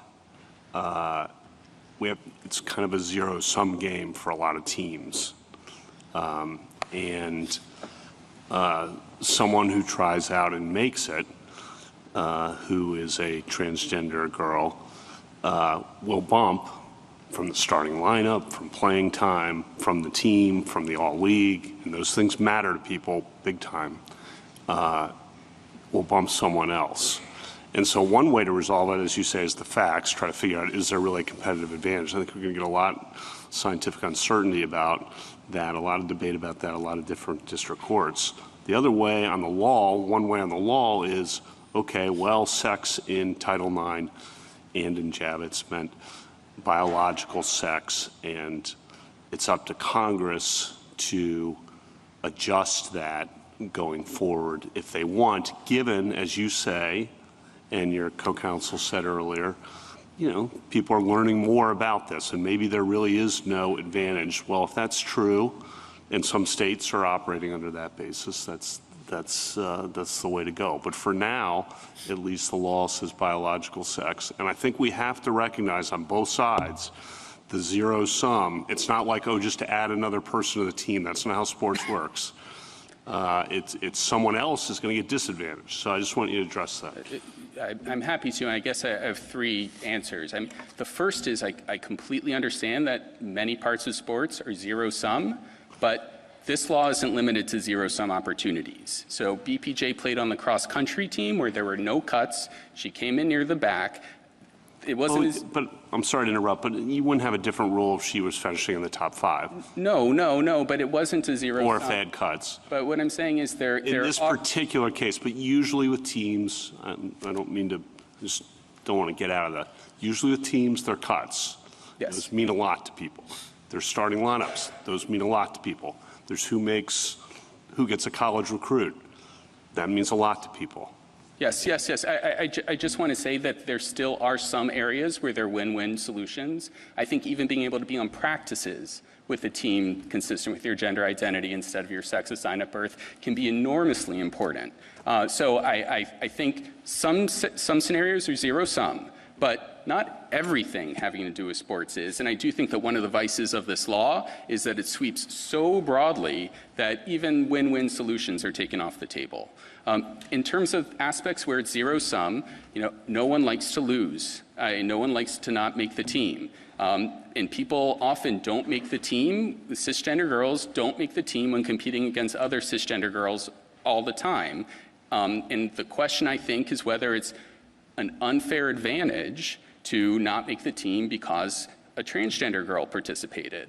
And if there is no sex-based biological distinction there, then I think it's an unfortunate situation, but I think it's the unfortunate situation that comes with having a zero-sum game, not inherent unfairness.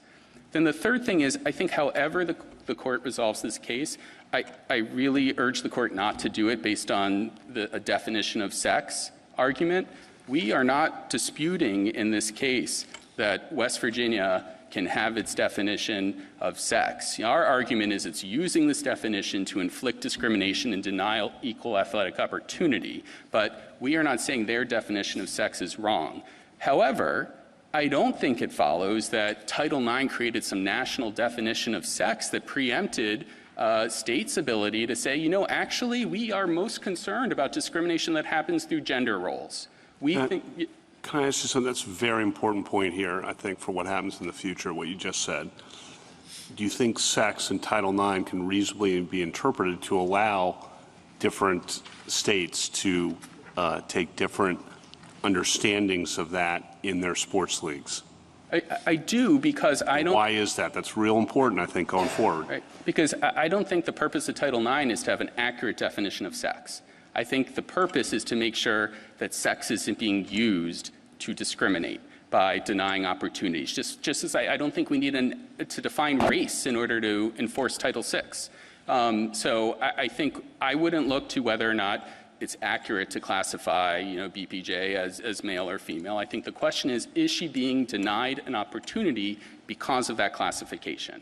But obviously sex can mean more than just So if we didn't want to prevent a different state from making a different choice from West Virginia, what should we not say, or what should we say to prevent that from happening? Well, I wrote down the answer to that when you asked Mr. Moopin. I have two things. I wrote, don't give definition of sex, and I also said I wouldn't decide this by assuming that Title IX provides a right to single-sex teams. In the regulations, single-sex teams are optional, they're not mandatory, and in addition to that, we're talking about the regulations, but on the ground, the way this plays out in practice is you have a 1979 policy statement, a sub-regulatory document that has a complicated test for determining when a sex-separated team is or is not required. And so I think that both because I think saying there's a right to a sex-separated team would predetermine some of the questions in that other case. That's one reason why I don't think you should do that. But second, I think the more the court gets into questions that are handled in these complex regulatory documents, I think the more I'd be worried about this court accidentally saying something about how Title IX works that doesn't actually map on to how it is actually playing out on the ground. Title IX prohibits discrimination on the basis of sex. It's a statutory term. It must mean something. You're arguing that here there's discrimination on the basis of sex. And how can we decide that question without knowing what sex means in Title IX? I mean, it could mean biological sex. It could mean gender identity. It could mean whatever a state wants to define it to mean. But it has to mean something. How can we decide that without knowing what the statutory term means? Well, I think there are a whole range of sex-based characteristics that can give rise to discrimination. I think if someone said, I'm going to discriminate against anyone who acts in a feminine manner, like anyone with limp wrists, I don't care who they are, but I'm going to discriminate against them. Like, I think that would be sex discrimination. It would be sort of gender presentation. But I wouldn't say that's not covered by Title IX.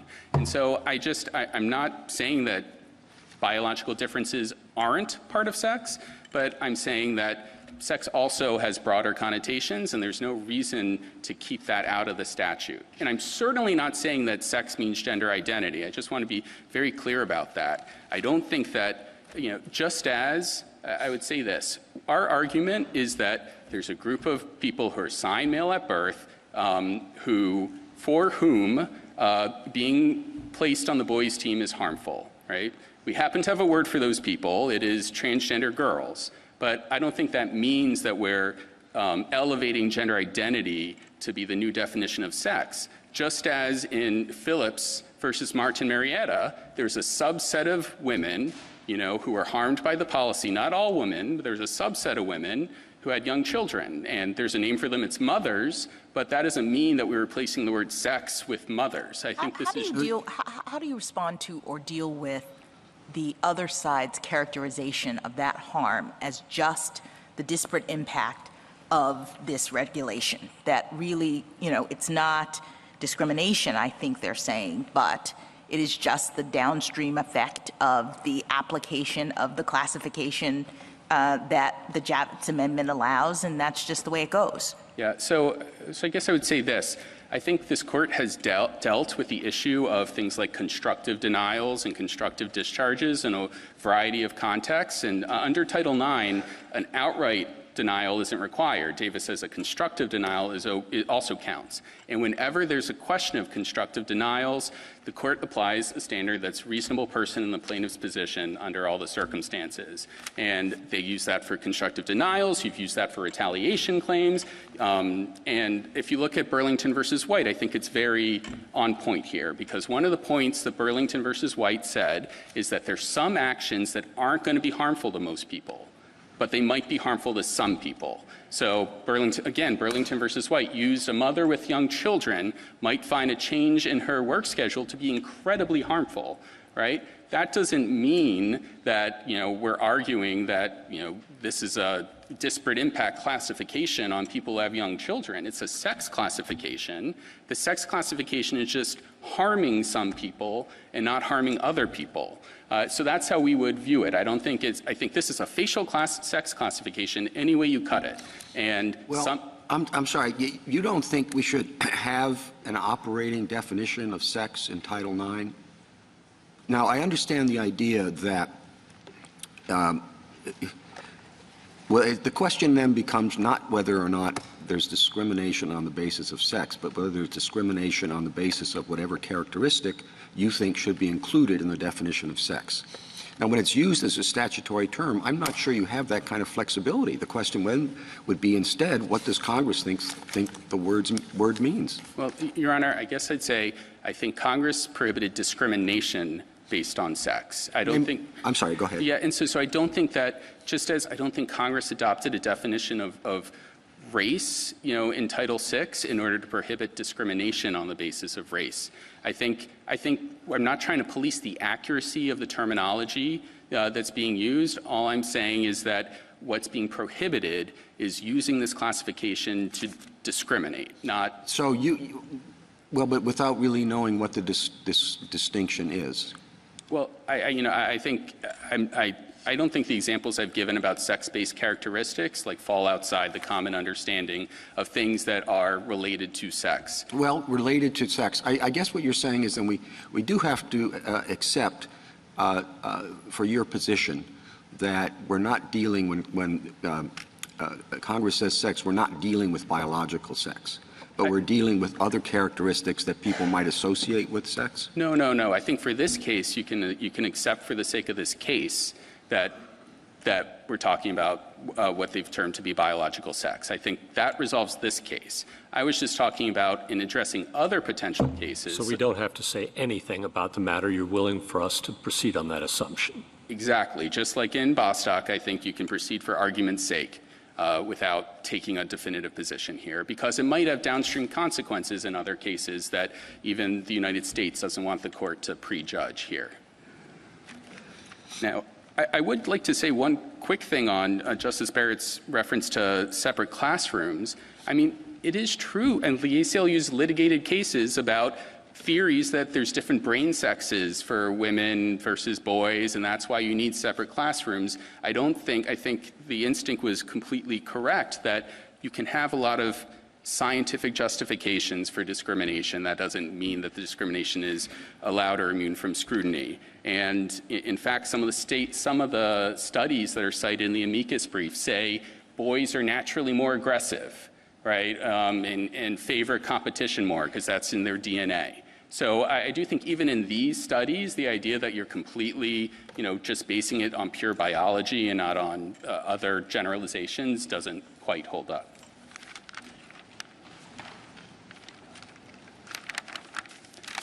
I'd also, to the extent that we want to go back to Caban, I do want to just make a couple quick things clear. Caban was not a facial challenge. It wasn't. And neither was some of the First Amendment cases they were talking about weren't equal protection First Amendment cases. They were commercial speech cases. Michael M. also wasn't a facial challenge. He wasn't saying I should have an exception because a prepubertal girl was involved. He was saying the statute is overbroad because in theory it could apply to a prepubertal girl. So I do think that some of the characterization of the cases doesn't hold up to our reading of them. So how does a Caban type as applied intermediate scrutiny analysis work in your view? It is an underdeveloped area of the law. Is it enough for one person to show that she bucks the trend or not? Yeah, I don't think so. I think I agree with my co-counsel that I think we're talking about a discrete, definable group that will reliably not serve the government's interest. And I don't think Nguyen is a counterpoint to that, because the whole point in Nguyen was that men who were not similarly situated had an opportunity to demonstrate that. There are three very easy methods of transmitting citizenship. And Nguyen emphasized that in order to do it, those were minimal burdens. And that is the key fact in Nguyen that distinguishes it from this case. This is a categorical ban. And Nguyen and Caban and all the court's cases distinguish between categorical bans and more narrow procedural requirements that do treat men and women differently, but still provide the opportunity for demonstrating that you're not similarly situated. I think a hard question that Ms. Hartnett got, maybe the hardest question on these lines, was if we recognize these sorts of as-applied challenges, doesn't that effectively turn intermediate scrutiny into strict scrutiny? Right. What would your answer be to that? Would it be any different, or do you want to elaborate? I think the answer is it absolutely wouldn't. You still are only looking for a substantial relationship, which means that you can have these sorts of requirements where there are a lot of under Caban and under Lair. There's still a lot of fathers that are out of luck that they actually probably do have a good relationship with their kid, but they didn't fill out the right paperwork, they didn't do this, they didn't do that, and heightened scrutiny doesn't require that they be excused from those procedural burdens. So I do think that heightened scrutiny allows you to have procedural requirements that people have to go through, and those can be enforced. Strict scrutiny does not allow that. But that's different from saying that if the complete rationale for a classification just doesn't apply to you, that there's no equal protection claim you can bring. And some of it's complicated to talk about the difference between facial and as applied post-CASA, because I think a lot of the things that we called facial challenges now would be viewed as overbreadth challenges, right? Where someone is trying to say the law is so overbroad in general, it has to all be struck down. And we have that for First Amendment. I don't think we have that anymore for most equal protection claims. And so I think taking this facial as applied framework from before CASA, where we allowed these facial attacks on statutes, and then just transporting it into as applied cases post CASA doesn't necessarily work. I think some of the terminology might need to be rethought. And so, again, that's another reason why there's not a lot of precedent in this area, as several of you all have acknowledged. And that's another reason why I don't think this should be the case that makes that precedent when it's unnecessary to do so. Thank you, counsel. Justice Thomas? Justice Alito? Justice Sotomayor? Would you address a little bit the quantum of certainty or uncertainty that would have to exist in the science. Your co-counsel or the counsel in the other case said that if it's 50%, the state loses. But I'm always hesitant about these percentage cases because it's never qualitative. It's never quantitative, it's qualitative. So what do you think the qualitative standard is? Well, I mean, to be clear, I don't actually think there's uncertainty in the case of someone who's had puberty blockers and then gender-affirming hormones. Our position is there's zero uncertainty. It's actually clearly in our favor. So but in general, I think it's hard to give, a quantitative answer to that. I think part of heightened scrutiny involves taking all of these factors into account. This court, has said on several occasions that heightened scrutiny can accommodate deference. And I honestly think it's a case-by-case decision that also looks at how harmful the classification is, how burdensome it is. I don't think you just look at the accuracy of the classification and add a number value for how certain we are that it's accurate. I think many other factors come into play. Thank you. Justice Kagan? No. Justice Gorsuch? Justice Barrett? Justice Jackson? Thank you, counsel. Rebuttal, Mr. Williams? I think you've now heard respondent abandon the Fourth Circuit's logic on Title IX, and I think in many ways that makes this court's task that much easier. Congress authorized regulations allowing sex-separated athletics. West Virginia's definition of sex tracks the ordinary meaning in 1972 and 1974 and the regulatory framework that Congress endorsed. I think, Mr. Chief Justice, your question really highlighted how B.P.J's approach unmoors the statute and the regulation under Title IX on the basis of sex. B.P.J's test in turn begins to look more towards other characteristics that aren't on the basis of biological sex, and I think that's not consistent with what we see there. I also think the answer to Justice Barrett's question reflected how under B.P.J's theory this really isn't about competitive advantage, that really what this does turn on is gender identity, because B.P.J can to maintain that a cisgender boy who continues to not have those same biological advantages would nevertheless still be kept off of the girls' sports team. So if you endorse that philosophy, that would require the court to hold that long-standing Title IX athletic regulations are unlawful. It would eliminate sex-separated athletics entirely, and I think it would defeat Title IX's core purpose of ensuring equal athletic opportunity for both sexes. On the equal protection side of the House, the question is whether the classification is substantially related to an important governmental interest. And I think that B.P.J. ultimately wants to rewrite the classification to be something that it is not. Biological sex substantially relates to athletic performance. That's exactly why, in fact, Title IX regulations authorize sex-separated teams in the first place. Respondent's test effectively ratchets up the intermediate scrutiny standard into a perfect fit, best disposition case that this court has repeatedly said is not the standard under intermediate scrutiny cases. That is the standard for strict scrutiny cases. You have heard it several times today. Justice Sotomayor, you asked about deference. I think this court has also repeatedly recognized that in areas of evolving science and medicine, especially involving children, legislatures have the primary responsibility for weighing competing evidence and making the policy judgments. I think the court just recently said that in Scrutiny, but I certainly don't think that case stands alone in recognizing that, especially when you have competing balances of harms, Justice Kavanaugh, when you're weighing these sorts of zero-sum games, that's a choice, that's a policy judgment that ultimately rests in the hands of the legislature. In the end, this court has, quote, recognized physical differences between men and women. They are enduring, and inherent differences between men and women are cause for celebration. That is all that West Virginia's law does here. It should be upheld. Thank you. Thank you, counsel. The case is submitted.